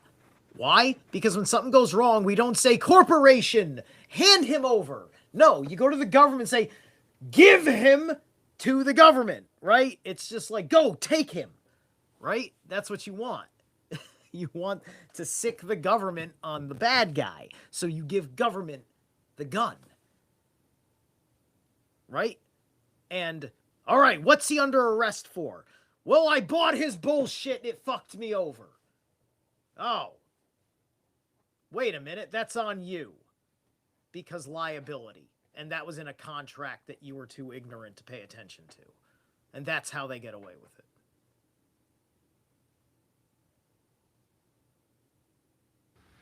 Yeah, I do think that there's a lot to consider here when we start to look at, you know, we're looking at the divine guidance on the one hand, we're looking at the black magic on the other hand, we're looking at the sometimes when I move my hands, something changes on the screen, and I'm just trying to see. Just let me check and see. Like, is this thing following my hands? Okay, no, it's not. Because it seems like it moves everything around. It's really annoying. It's got a mind of its own. It keeps changing the layout. And and I'm not actually going near the layout button, which is just frustrating as. But anyway, I'll figure it out. I'll have a chat with support and ask them what the heck was going on. But I do think that getting back to like the spiritual side of this, like when we look at the word NASA, right? So NASA in Hebrew is nasha, nasha. Nasha is meaning to be hiding the truth, to be deceitful. You see that happen again. Both my hands are up here, and it's happening again. Frustrating. Every time somebody drops off, it happens, right? When Indy drops off and comes back, the whole layout changes. I noticed your screen had flashed, and now you're at a slightly lower latency. You're a little bit more grainier. So the software downgraded the quality of the video because of the traffic. It's getting better. Right, that's interesting. It's sharp. It's actually sharpened up now, so it's auto correcting in real time. You look good. Right. Everything's tight. So the nasha in Hebrew, which is Paleo Hebrew, which comes from Phoenician, represents being to mislead someone. Yeah, a deceitful element in it. Then you've got the same word in Persian. What does it mean in Persian? You got the word in Persian. I think in Persian it means to be in an altered state of consciousness. I think like if you use narcotics, just let me double check that, just fact check that. In Persian, I think it means intoxicated. In Persian, just in case I am giving you guys the false light. I don't want to be the false light. Yes, in Persian, the word nasha means intoxicated. Yep. Okay. Yep. In Hebrew and Sumerian, Hebrew and Phoenician and Paleo Hebrew and the Shemitic languages, the roots are, there he goes again, keeps falling off. The meaning is to hiding the truth, to making things a bit false. Okay, so it's interesting. There's a connection here. In Sanskrit, in India. Okay, I learned this word in India, sitting with the Babajis. Okay, sometimes chillums happen. A lot of chillums happen. I'm just gonna say real quick. Also, narcissists, which is why narcissist turns into a flower, a very intoxicating flower. That's interesting. Yes. And so narcissist. Yes. This is why Cosmic's going to really fall in love with the Bach Saga root language. He's gonna love it. The nashi. That's interesting. I didn't make the connection with the word narcissist. Thanks for that. So, and then in Sanskrit, nasha, like if you sit down with the Babajis and you bring them a piece of, like you put charis in the pipe, right? Because this is how the ceremony happens, and you've got to follow the ceremony. There's a correct etiquette to the ceremony. If you sit with the Babas and you don't follow correct etiquette, they'll chase you away with sticks. You won't be able to sit and enjoy chillums with the Babajis. So, because it's all ritual, and it's a correct ritual. And if you touch the wrong thing with the wrong hand, do the wrong thing, oh my gosh, don't ever touch a Babaji Safi. You'll be very, very sorry. They'll get very aggressive. But my point is, when you've got, if you come there and you've got the right stuff, like let's say you've got a good nose for charas, and you know the Himalayas pretty well, and you know which village, Tosh, to go to, because Tosh is the same as Malana, but you can get just above Barshani, up there in the top of the Parvati Valley, you can get very, very high-grade jungly charas, which is like 40% THC, right? Plus 45% THC. If you know your charas and you go and get the connoisseur grade and you sit down with a Babaji and you pull this out and you put it in the chillum and they hit it, they're going to go, Nasha, Bota Chauga, Bot Nacha. That Nasha means a stinging sensation between your eyes, which means that you're getting out of the body. So you're getting out of the body. So there's a similar notion to intoxication, to narcissism, like you say, that flower being high, to the Paleo Hebrew becoming the Hebrew, which means misleading It's misleading you. It's taking you out of reality, I right? mean- It's taking you somewhere else. I could meditate and just NASA. focus, and I'll get that feel. I can get Yeah. that feeling just from doing the whole thing and just bringing all my attention to right there if I want to. I can do it in a Yeah. heartbeat. Yeah. What does NASA represent? Like with a name like that, the etymology from all these different traditions. We're looking at Persian language. We're looking at Greek language. We're looking at Sanskrit language. We're looking at the Semite language. I mean, we've covered our bases, man. Yeah. We're going root language, and they have taken a word, Nasha, from root language, and put that word into this, and they've turned it into an anagram. Very occult, very clever, very genius. They've taken each letter, turned it into a word, made an anagram that makes the word, because we know this is how magic works, how you make sigils. They've created this wonderful little sigil that they use for Nasha as well, which you look at the, maybe I should get it up here. What do you call it? Logo. Let's get the NASA logo up there. And they made a wonderful little image of it. And I will try and get a decent version of it. Yeah, that's got a nice lot of pixels.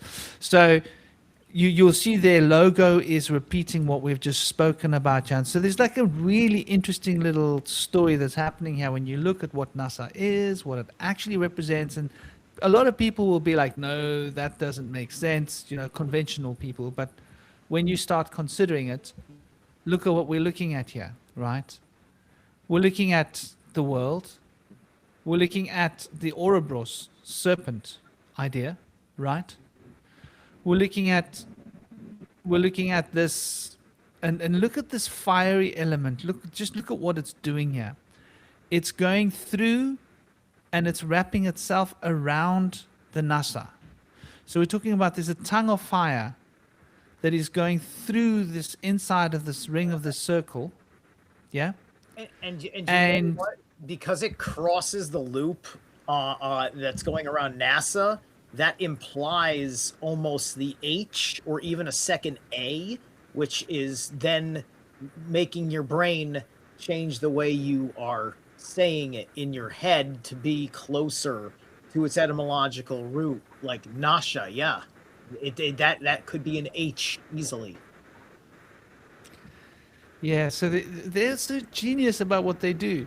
And then what does NASA represent? It represents getting really high, having like crazy ideas, right? Yes. Out of your... And when did they get their highest?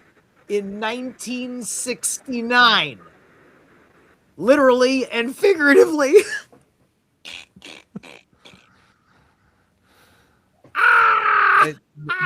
That was a power year, wasn't it? Yep. I mean, a lot of the world's best music was coming to the forefront. Before then, we had music, but in 1969, they rewrote the book on music. Metal wouldn't exist if it weren't for 1969, would it?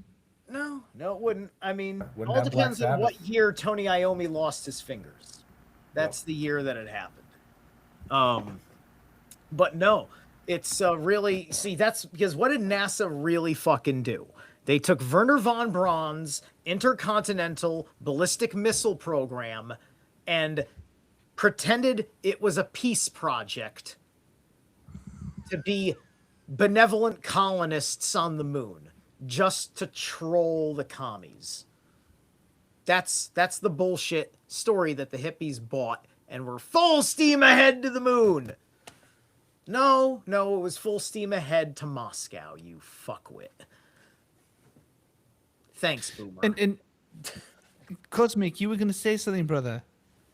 I think what I just want to kind of do is sort of just like, put my opinion aside, just kind of like break down like what is the fundamental deception that NASA, because like obviously you guys believe that there's some kind of story here, but obviously that story has some kind of intent, right? It has some kind of, you're pushing people towards some kind of thing. And I guess what I'm trying to think about is like, what is that thing? Is the deception that space is infinitely vast? Is the deception that we are not the center of the universe? I guess that's like kind of like what I'm trying to like pin down essentially like what is it. Okay, so if space and space exploration is it that is essentially either illusory or a waste of time. What is the thing that they're trying to distract us from, and then why this particular narrative? Because I think I say if you really want to break down what's sort of really going on with NASA and space exploration, you say like, well, what does that have in common with other systems, right? It's about explore. It's about trying to explore the heavens, right?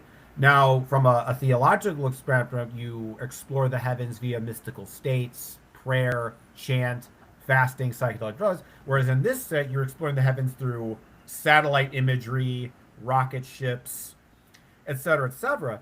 And then what this shows is that there are fundamentally two different heavens, right? There is the physical heavens of the space, the galaxies, the other planets and stars, and then there's sort of the inner heavens, right? Of the spiritual dimension, of spiritual realms. And I think there's a conflict between these two different narratives about what the heavens essentially are. And because I think in a lot of ways every belief system has its kind of fundamental deception that kind of reinforces the membrane of its dimensional bubble, right? And I guess that's really what I kind of want to get down to is like really it's like okay, it's not that I'm going to try to like, push. I guess the reason I don't push back against the NASA narrative because it's not as antagonistic to the paradigm I'm working with because it's like I just kind of I look at the vastness of the galaxies. I'm very Lovecraftian in my outlook on the universe. I think that everything is fundamentally alien.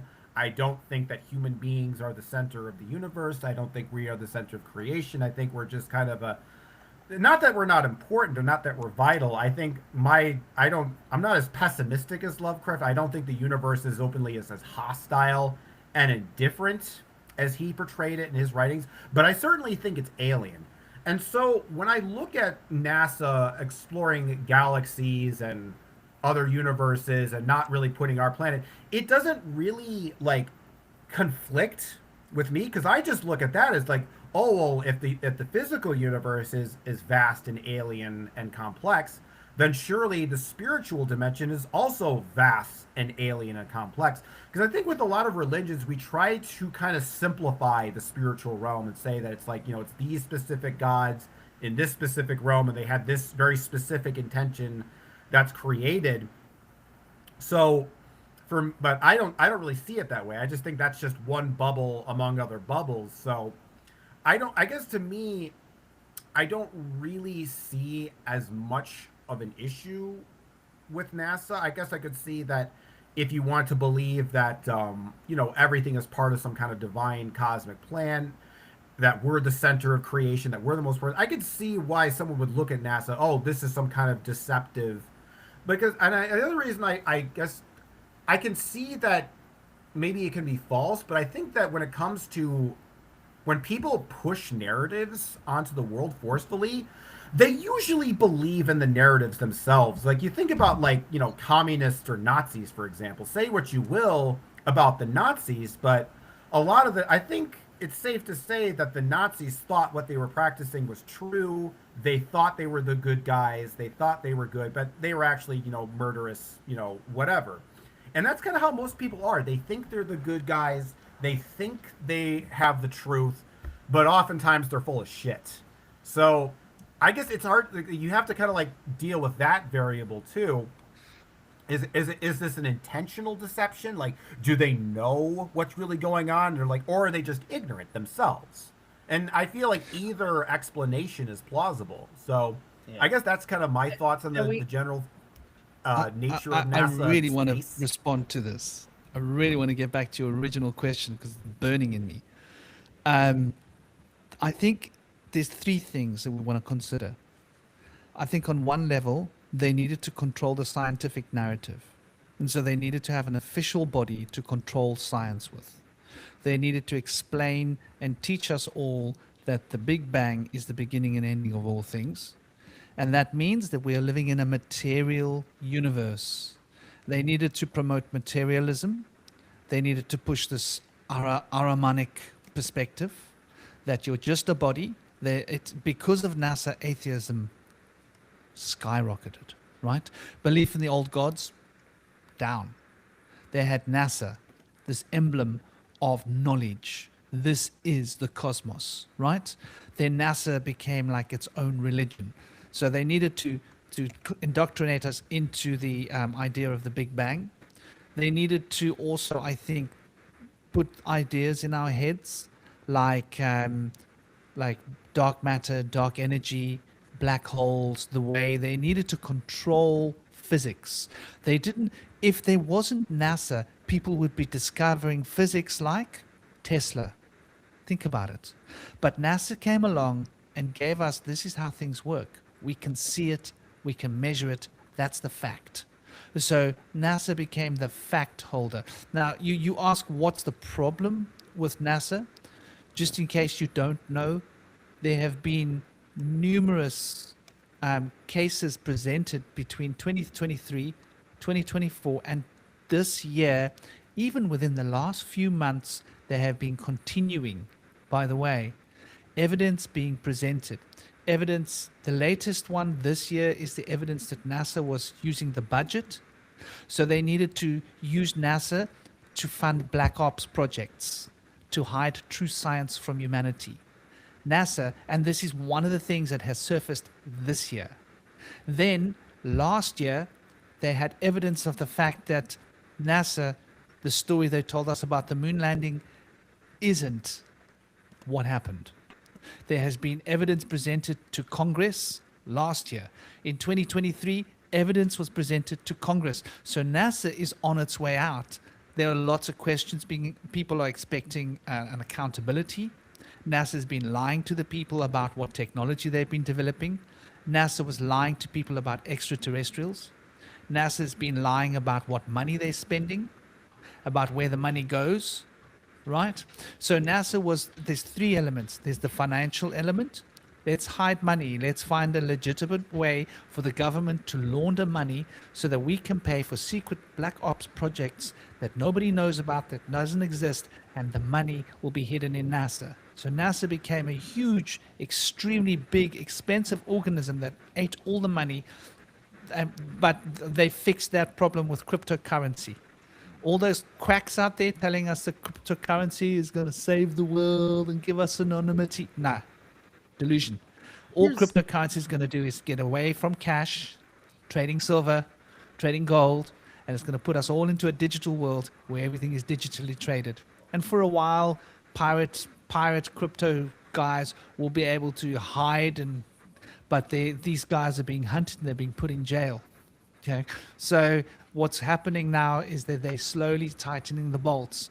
And once they've got us all online, so NASA's been an important instrument towards getting us all into the digital reality financially, hiding money, stealing money, misappropriating funds, which has been a massive part of the evidence presented this year. You can look it up.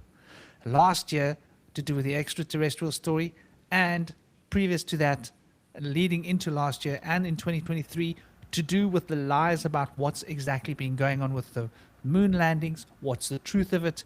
There's conflicting records, there's conflicting these conflicting evidence. We can see NASA's been lying. What presentation of space is accurate, if any of them? Because here's 6 photographs of the same thing and all of them are different. It's this kind of thing. And why all the fuss if there wasn't a, like, I don't take the prison planet explanation. I don't do the Gnostic demiurgic hell realm. Yeah, we're a hell realm, but that's supposed to be a good thing because language has been stolen from us. This is a hell of a world. It is a hell of a world, and I'd have it no other way. Hail Udenma. But this is a place that is a place of sensory experience. It needs novelty. It has to change. I've listened to many people that have been abducted, had encounters, were psychonauts, various other kinds of sources that, you know, talk about their experience of peering into a heaven, a hell, a fey kingdom, like you just did now at me listening to that. Why I had to ask so many particular questions because I love this shit. And it's like they are timeless realms. These entities want to be here because they want to know something other than their own realm. They don't get to do that. They get to know our realm and their realm, and that's it. We get to know the other 8. We can go there. We have the functionality to do it because we can make changes around this place. We do it all the time. We don't look the way we did 100 years ago. Like, not just like the buildings we live in and the clothes we wear, but the way our bodies designed themselves. I'm not a carbon copy of my ancestors. I have done extra work. I didn't just take the baggage that I was born with. See how that works? Right? That's part of kind of the magic process. These guys just have the perspective of being outside of our dimensionality, and thus only the fools who don't understand how our own realm works feels like these are superiors. They're not. They're just neighbors. But there's also an evil incursion that people don't understand from entities that have the same problem that many of these spirits do.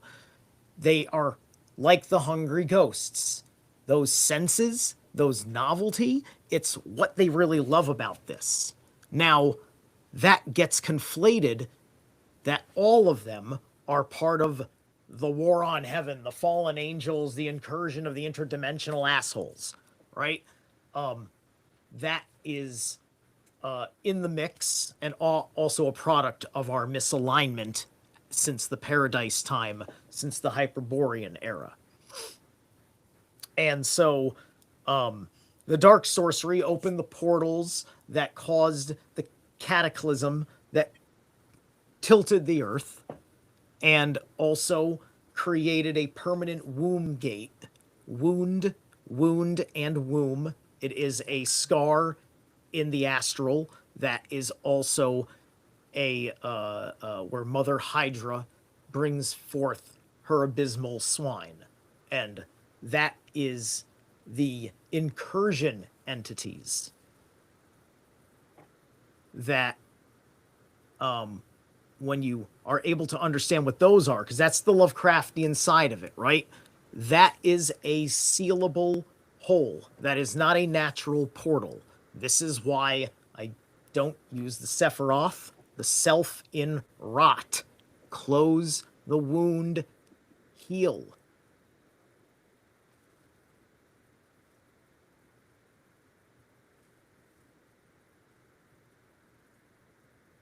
Welcome back, dear brother Indy. Are you with us? Yes, I'm struggling to mention it, but right now I'm here, and I do apologize about all the technical difficulties. But yeah, saying, and there's so much going on. You know, I'm partial to the idea that you know, people came from being created by humans that were living in the sea for millions of years, that were our ancestors with elongated skulls in the inner earth or cavernous earth, and that we were exiled 300,000 years ago, which is why we were. Although it could also be the case that they were from an island that either is on now or under an ice shelf. So I think there's a lot of really good possibilities that aren't really being explored by most people. It's very unpopular views. But to me, these ideas really stand out as aligning with a lot of consistency with mythos and with what's being obfuscated by having NASA have us look away to the stars at other places we could escape here to from here to go to, or where these other beings are coming from, whereas they're kind of keeping us from looking into the sea and into under the earth. So I think they refer to us as the surface dwellers, but we know for sure that there's been hundreds of deep underground military bases being developed. And since the 90s, there's been over 161. Now, probably double that. They've been expanding from the United States through Scandinavia and beyond. So, what's going on there is anybody's guess, but I've met at least 2 people that have gone into the tunnels as truckers working for the military, and they weren't allowed to bring their keys or their phone, and they were able to have them back to them as they exited the cave, the tunnels. But they went deep for miles and were able to see people living underground in these deep underground military bases known as DUMBs. So there's a lot going on beneath our feet that is being obfuscated. We're trying to look the other way, and we're looking in the wrong direction. Also, Mars is kind of a waste of time. I think we've already established that Venus had seas and probably life up around 750 million years ago. And now the life seems to be in the clouds, according to these strange blob anomalies that are moving in the clouds, and the consistency of the molecules that are in the upper atmosphere shows that there definitely seems to be bacterial life in the clouds now. So they're really kind of not focusing on that at all, and they're actually working on developing missions towards Venus and the ice moons of Saturn and Jupiter, but you don't hear about that much on the mainstream. We don't understand life on this planet. Like in the last 10 years, we discovered a kind of fucking worm or something, or a bug that lives like next to lava or like in lava. It has some sort of heat tolerant composition. These little bugs are like about this big, and they actually do kind of look like little demons. And they can they can just be on lava like it's a goddamn fucking salamander or something, right? And nobody thought that there was a carbon-based life form on Earth that could do such a thing. So, this is just like the realms. These are not human zones. This is not for carbon. If it's not a carbon-based planet, we shouldn't be terraforming it. That's barbarity. That's like, oh my God, the rainforest. Yes, it is kind of like that because the air is kind of everybody's.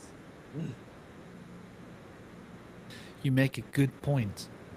NASA took all of our money and all of our focus up at the stars, but we weren't looking in our oceans.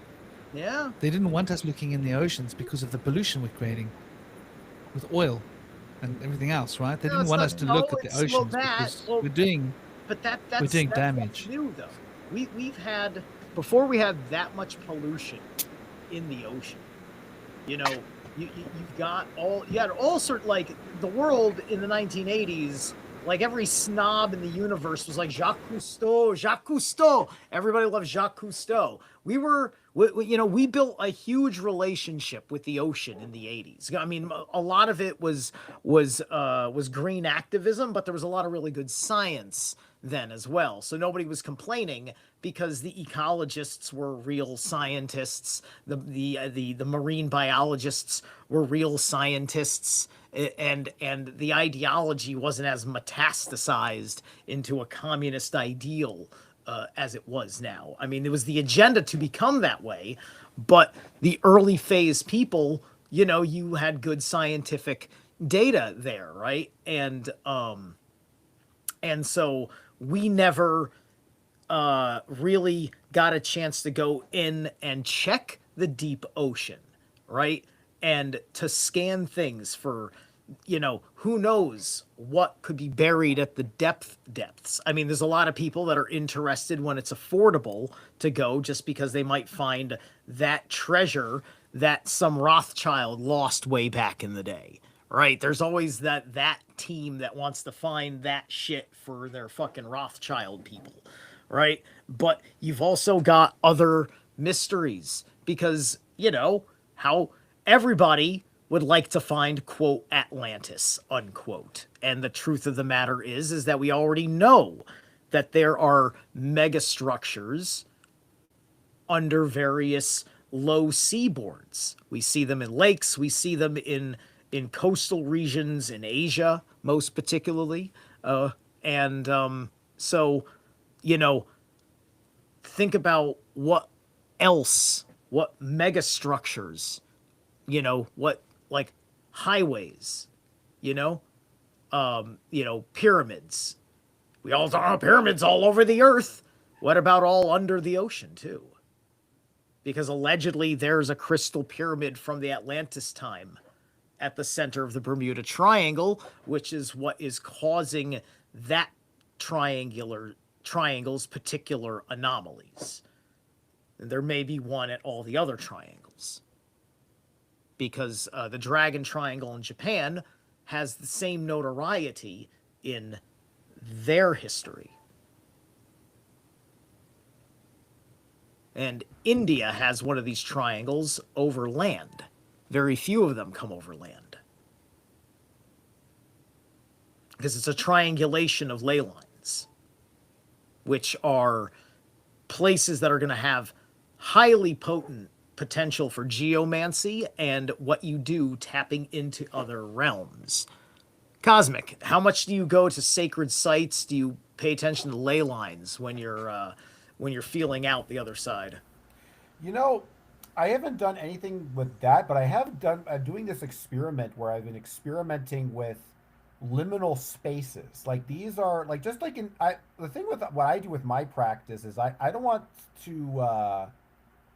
I want to basically demonstrate that there's all kinds of weird interdimensional portals right in our backyard. We don't have to, drive out all the way to Stonehenge or in Britain or the Nazca Lines in South America.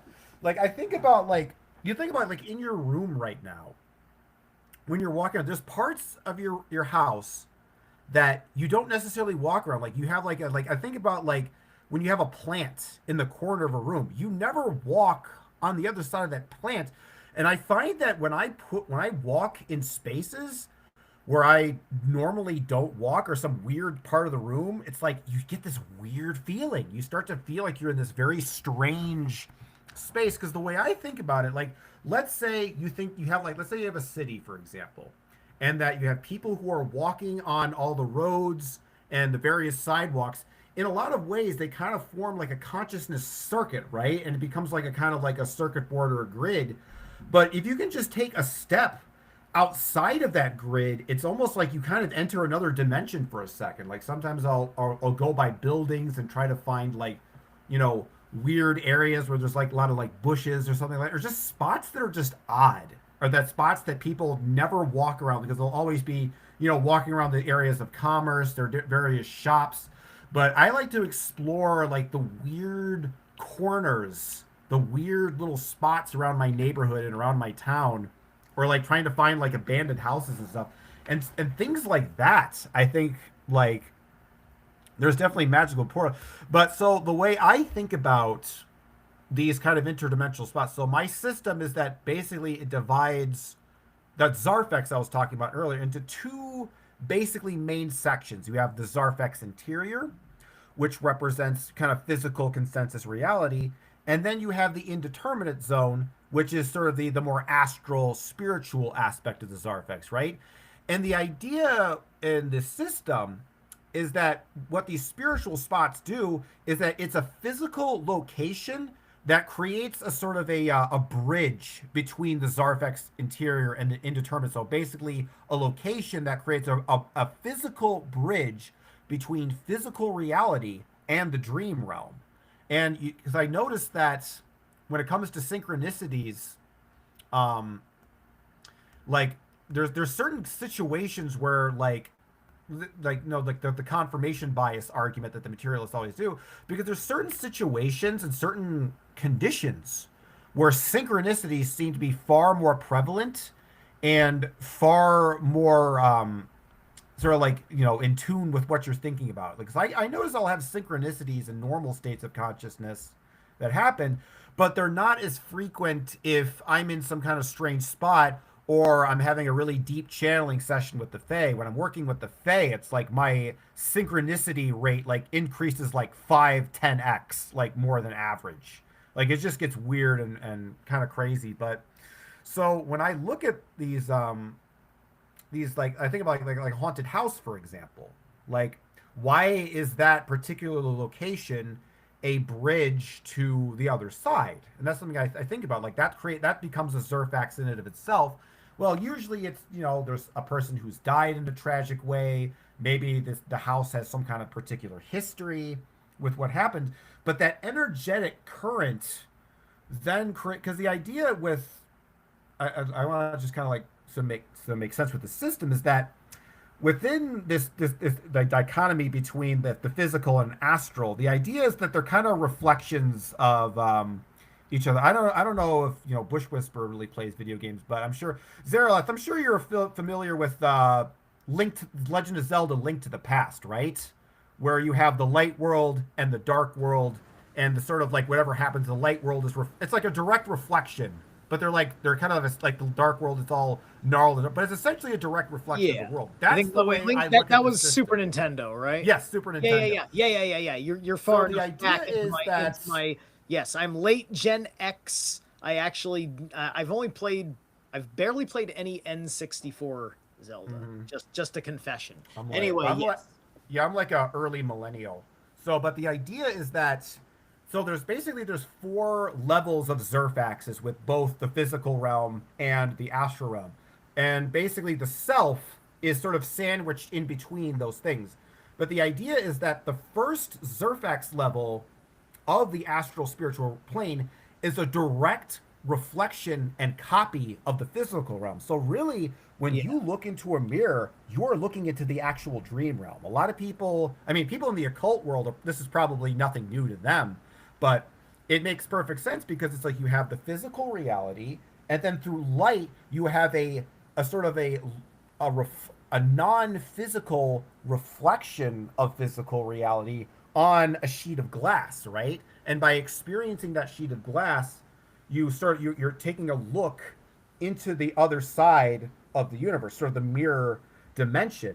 And I think the idea is when it comes to ley lines, haunted houses, special places, these locations exist in a way that bridges these 2 realms together. And in Zarfaxology, this is called a Shizerfax. They're all Zerfaxes, but it's kind of like a mushroom, sort of like omega sort of shape, and it sort of like brings the 2 together. So there's all different like variations of how this can kind of like come across, but I think the general theory is that these locations exist in a way where the physical and the astral are blended together, and that creates the doorway for entities to interact with our physical realm. So that's the way I look at it.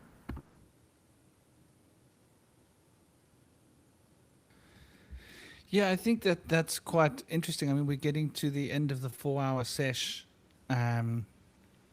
So we'll probably be putting our last sort of ideas over the next sort of quarter hour, 20 minutes, whatever, onto the proverbial table. But I think that there's something in that, and it makes me, of course, everything makes me think about a particular image, and you guys would say that this is like Bush Whisperer porn, right? So let me show you some Bush Whisperer porn, because I can't help myself, because it always seems to come back to the same point. And it's like an addiction, you could say. I don't think it's a bad addiction. I think there are worse addictions. But this is what passes for porn in my world, just to be fair. Because like I can't like the idea of looking at a woman or something is just seeming ridiculous to me. Of like other people doing things that I could be doing. I'm like, well, what is the point of that? But this is the kind of porn that seems to like really get me properly hard. And see, here we go. We're talking about those 2 worlds. the future and the past. Isn't that what we're looking at here? Time. Yeah. That's And what I'm talking about. yeah, this is what I'm talking about. Bush whisperer porn, man. This kind of porn that, like, this is proper porn, man. This is the kind of porn you should be watching. But, you know, there's something here that's, I'm going to take what you're saying, Cosmic, and I'm just going to sort of like expand it into like a more hyperdimensional zone, and keeping the shamanic core, you know, that 456 shamanic core. That 456 is the totem pole, right? But the totem pole suggests that time is bound in two directions now. That's what this image is saying to us. So what it's saying is that the past didn't happen and the future won't happen. What it's saying is the past is here now, as is the future here now, which means you can interact with the past in the present tense, and you can interact with the future in the present tense, which is like, it's a heavy concept if you think about it. I mean, this is really what's at the core of soul retrieval, right? We're changing the past in the present. And premonitions, the future, we're changing the future in the present on some level, which is like really quite a heavy thought if you think about it. I woke up, I would have been in that tsunami, and I would have been like Mr. Teetotaled. Like, there wouldn't be bush whisperer, there'd be like bush swimmer, you know? And because the jungles where I lived was like where that tsunami hit maximum power, right? Full power, no toilet, no shower, 24-hour, let's just keep going, full power. That tsunami hit where I was living. And had I not woken up that morning with that very clear realization that there's a tsunami coming, I would have been in the line of that tsunami. And I'd been speaking about tsunamis for a while with my ex-wife. I'd be saying to her, like, yeah, you know, I just feel very exposed in case there's a tsunami. And she was like, what are you talking about, tsunami? Like, we're in Sri Lanka, dude. I'm like, yo, I don't know, I just feel very exposed. And for a long time, it was working in my unconscious that I'm an exposed region. If there's a tsunami, like, there's nowhere to go. The Kudumbi, this tiny little hill where I was, it was a big plain jungle, flat plains, not much higher than sea level. And the little hill that there was wouldn't have been high enough to escape the tsunami where we were on the cave, in a cave. And I kept, like, it kept bugging. And so my point is, did I somehow change the future? Would I have, some part of my future self have been in that tsunami to send back information to my past self so that my present self decided, I'm going to go and get my XL125 as fast as I can, my trail bike, jump on the bike. Who cares what possessions? I don't give a damn. We're just going to rush. We've got to get to that point. We're going to give our bike to that dude. I don't care about my books. I don't care about possessions. Like, that tsunami is coming. We're racing the clock here. And race to the airport as quickly. Get on the next flight out, and we just made it out. Like, literally just made it out before the tsunami. Fully cognizant and conscious that there was a tsunami coming. And, you know, so, like, what is premonition, you know? And so you look at this idea, you got the green and you got the orange, right? And so you look at the green, and the green seems to indicate one thing, right? It's a very clear notion. It seems to be talking to us about the notion of that inward spiral.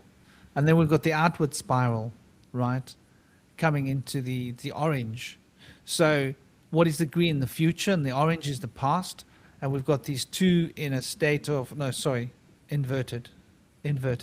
The green is the past, and the can't see the numbers. Oh, it's number 8. The orange, the future. So what are we talking about here, essentially? You know, and this orange and this past are both sort of brought into that hexagon on either side, right? Either side of the 5 square, where the 5 square is moving into the 6 square, just on that corner, where the 5 square is moving towards the 4 square, on the just inside that corner, you got those two little crosses. They're not actually a hexagram, are they? Yes, they are. It's completely a hexagram. 3 dimensions of space repeated at those 2 points, both of them in 5, representing Mercury's ability to, go into 4, the material density, or go into 6, that represents, Venus, that Akasha, going up into the field beyond the mysteries, getting initiated and going inside deep into the harmonies and the musicalities of being, the vibrational field. But it seems like this image here is basically telling us what you were saying, in a way, cosmic. Though I want to expand that to say, like, are we able to interact with the future and the past? And so this makes me think back again to what we're talking about with NASA, right? Has that got to do with them trying to recondition? If you can change the consciousness of somebody right now, how do you affect their past? Maybe they needed NASA to rewire our consciousness so that they can hide our history more effectively and more efficiently from us. Because the past, we think of it as just being little things stored in our brain, but maybe the past is actually stored on a quantum field right here. But when you rechange and retune your vibrational field, maybe you shift universes. Maybe by changing yourself, you're changing the universe you're in.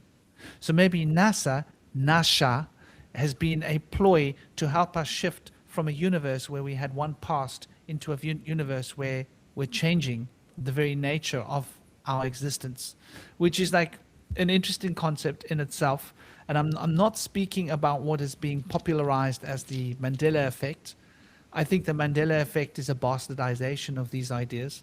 I think on a intrinsic level, this is like a very, it's got to do with the cosmic nature of the personal experience, not so much the worldly expressions of it, but more working on the inner, where the Mandela experience has been targeted to be packaged as an external, and everything related to our science and our knowledge these days seems to be focused on materiality, where in the past, materiality wasn't the thing that we were focused upon. We were focused upon, either the integration between the materiality between Ahriman and Lucifer being that spiritualizing influence, Ahriman being that physicalizing influence, and coming together in that state of harmony in the center there, number 5, or we've been sort of drawn one way or the other in the occult disciplines of the West and the East. Anyway, that was a little bit that I wanted to throw on the table. So what do you guys have, last ideas you want to share? I've had my throw through my dice. I think when it That diagram that you showed with the square of really reminds me of the druidic idea of the worlds, the above world, the central world, and the below world. And so I see where the past comes up to connect in the center on 2 points. There's an above and a below. And so they're both inside of the 5 in the center. Just like the future comes back to connect on those 2 points as well. So I feel like there's the higher potential and the lower potential. And every choice that we make creates a move for the, as the time is in flux. But in the present, there's like a locked in past and a locked in future that we see that's always changing. But in the present, it's fixed in place. So I feel like we can see that, like, if we make ascension in our spirit here and overcome karmic battle, then like our past life simultaneously could overcome that battle, changing the timeline and making the present different, an ascended present from what it used to be in a subtle way. And there's like the butterfly effect plays to a larger degree through a longer period of time. So it has a great impact on how things change.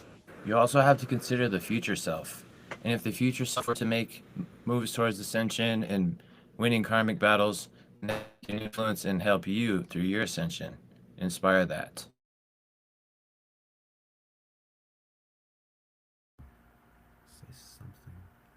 Um, I thought I lost it. I guess I'll go next. Um, yeah, this has been a great session. I don't think I have anything more in particular to say other than uh, sub to my channel and keep an eye out for the next thing, which will be in time after I've read through the rest of my book. I guess what I wanted to say last in regards to NASA and materialism and all that is that the way I see it in the system I'm working on, that belief systems that are eventually false are called Zerfixes, right? And NASA and atheism fall into a particular Zerfix category called the void Zerfix. Now Christianity would be the tower Zerfix, but the idea is that, like that thing I mentioned before about the Zarfex interior and the indeterminate zone, the reason it's called a void Zerfix is because the indeterminate zone is completely voided out. So normally, like I have a bunch of Zerfaxes there, but from the point of view of materialists, that's just a big blank empty space. So I think, and when it comes to overcoming paradigms, I've kind of done this interesting thing where I try to think of belief systems as physical spaces, right? So, like when I think of Christianity, I think of like an earth. I think of like a bunch of clouds below, above it. You know, a fiery hell realm below it. And I zoom back and I try to look at the whole thing at once. Like it's just like a big like layer cake. Like you got hell on the bottom and heaven on top and earth in the middle, and you kind of step outside of that perceptual universe, right? It's like outside of that world, you kind of look at the primordial. Well, materialism kind of has the same thing too. Only the difference is that the edge of that universe is the edge of what scientists call the edge of the perceivable universe. I always found it strange that we thought of like the universe as expanding, or that like the universe even has an edge to begin with. Like this is the edge of the universe. Because I always think like, well, hold on. Okay, but isn't there still empty space beyond all the stars and galaxies? Like, wouldn't that space just go on forever? But we're conditioned and told that no, the universe is this limited, thing. The idea that the universe has an edge was always just sort of like, wow, what? That doesn't make sense. Anytime you find an edge in a belief system, like some kind of like proverbial wall, whether it be literally or conceptually or even emotionally, you got to learn to find a way to, how do I get through this wall? How do I pass through this membrane and see the actual world outside of this false bubble? Because I mean, this is just, you can look at this in a literal context, but I think it's also makes sense in like a metaphorical context and pretty much can be applied to pretty much anything. But when it comes to, I just want to go, materialism. In a way, it's like they see divinity as existing in the physical, because I think it's not so much maybe that like they are trying to deliberately obfuscate this spiritual realm, or maybe they're just blind to it. I think that's kind of a more frightening aspect, to think that we like to think that the powers that be, that even though they're doing all this deception and they're doing all these tricks, that you think at least they know what's going on, that they have some plan. And I'm kind of like, why do we assume that they know what's going on either? Why do we assume that they're not just as ignorant and delusional as the rest of humanity? I think sometimes that we have to be careful when it comes to empowering our enemies and our foes, because sometimes we like to, especially in the occult magic lore, we like to be dramatic, we like to be theatrical with how we understand things. And sometimes we kind of create this kind of theatrical, more scary than it actually is version of the thing that we're trying to fight against. I think you have to kind of be careful, with that particular tendency, because sometimes I feel like it creates a lot of fear that's not necessarily necessary. Like there's nothing wrong with being concerned about things and understanding that there's deception around you and understanding that there's, malevolent forces that want to control your brain. But I guess what I'm saying is you don't need to panic with that knowledge. You don't need to freak out. You just gotta say, okay, let's, step back, take a deep breath, and just kind of like really just objectively figure out what is the structure of this particular bubble? What is it? What is the membrane, psychologically, spiritually, or metaphorically speaking, that is preventing me from seeing outside of this particular paradigm? So I think that's just kind of like one thing that I think is important. And going back to sort of the original, thesis of this particular roundtable, the idea of the false light, I think that when it comes to avoiding the false light, I think one thing that the only light that I really feel that I can follow with any discernible level of confidence is the light of mystery, the light of the unknown and wonder. I think the false light is when somebody is convinced that this is the undeniable truth and you can't, like, escape it. It's that, and the thing about light is that it's not always a good thing. You think about light as this thing that illuminates and reveals, but it can also blind. It can also burn. It can also make it harder to see things because sometimes, like, when the light is so bright, you can't even see anything. So, in a sense, I think if we want to figure out what is the false light versus what is the true light, what is the light that allows me to see versus what is the light that just it's so bright that I can't see anything. And I think that's a good place to, think about discerning true light from false light. Yes, and we can get very biblical with that, and we all know what I'm talking about. Yeah, man, brother. I think that's a beautiful place to leave it. The light which is manifest and the light which is unmanifest. There's an interesting concept in the Vedic cosmology. We speak about sound and unstruck sound. And the unstruck sound is when the heart turns inwards from the anahata and it focuses on the visuddhi. The visuddhi is the sound. Sound is the element of visuddhi, which is mind, and to be of sound mind. But it is unmanifest sound. And it is the noise in our minds that produces the noise in physical reality. So there's this relationship between the sound in our minds, the sounds in the physical world, and how these two correlate. And it sort of comes back to that Saturnial square. Beautiful. Everybody in the chat, I hope you guys have enjoyed it. Please, if you didn't thumb up the show, thumb it up, share it, make like 50,000 comments. Tell the world how great we were. Thank you. It's been an honor, brothers. Indy, hold on. Did everybody have a go? I think so. Did Indy Yeah. Indy say goodbye? Yeah. I did. Yeah. Did you say? You didn't do a wrap up, did you, Indy? Yeah, I was talking about the Druidic system and the Saturn square. Yes, you did. Okay, that's Yeah, right. I'm just checking, making sure. So I can say, the attitude of gratitude will raise your platitude. And just because there's an unseen doesn't mean we don't have to try to look it within. That is exactly, that's it, brother. Unseen. And do the eyes see everything there is? So, yeah, it's been an honor, dear brothers. Chilling, Cosmic, Indy, Zerilath. Check out Zerilath's channel. Check out Indy's channel. Wait for Cosmic's channel. Yeah, Cosmic, we're all waiting for your channel, brother. And they're all in the recommended channels lists. Everybody, it's been an honor. Hope you guys are having an absolutely great weekend. Enjoy the solstice tomorrow. It's a powerful time, powerful energy. In fact, the solstice is starting in about an hour, maybe an hour and 45 minutes here where I am.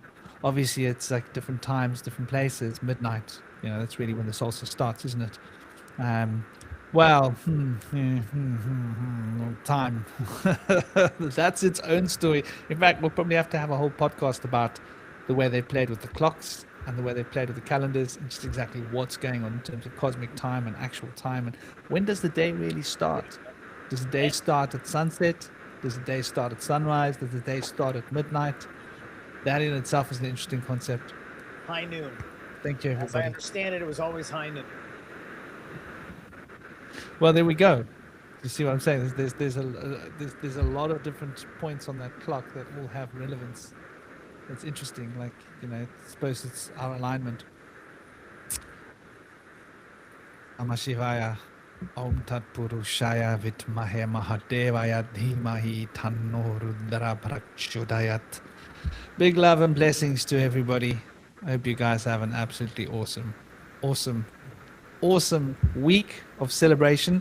I'm sure none of us are going to be putting up Christmas trees, right? I love trees.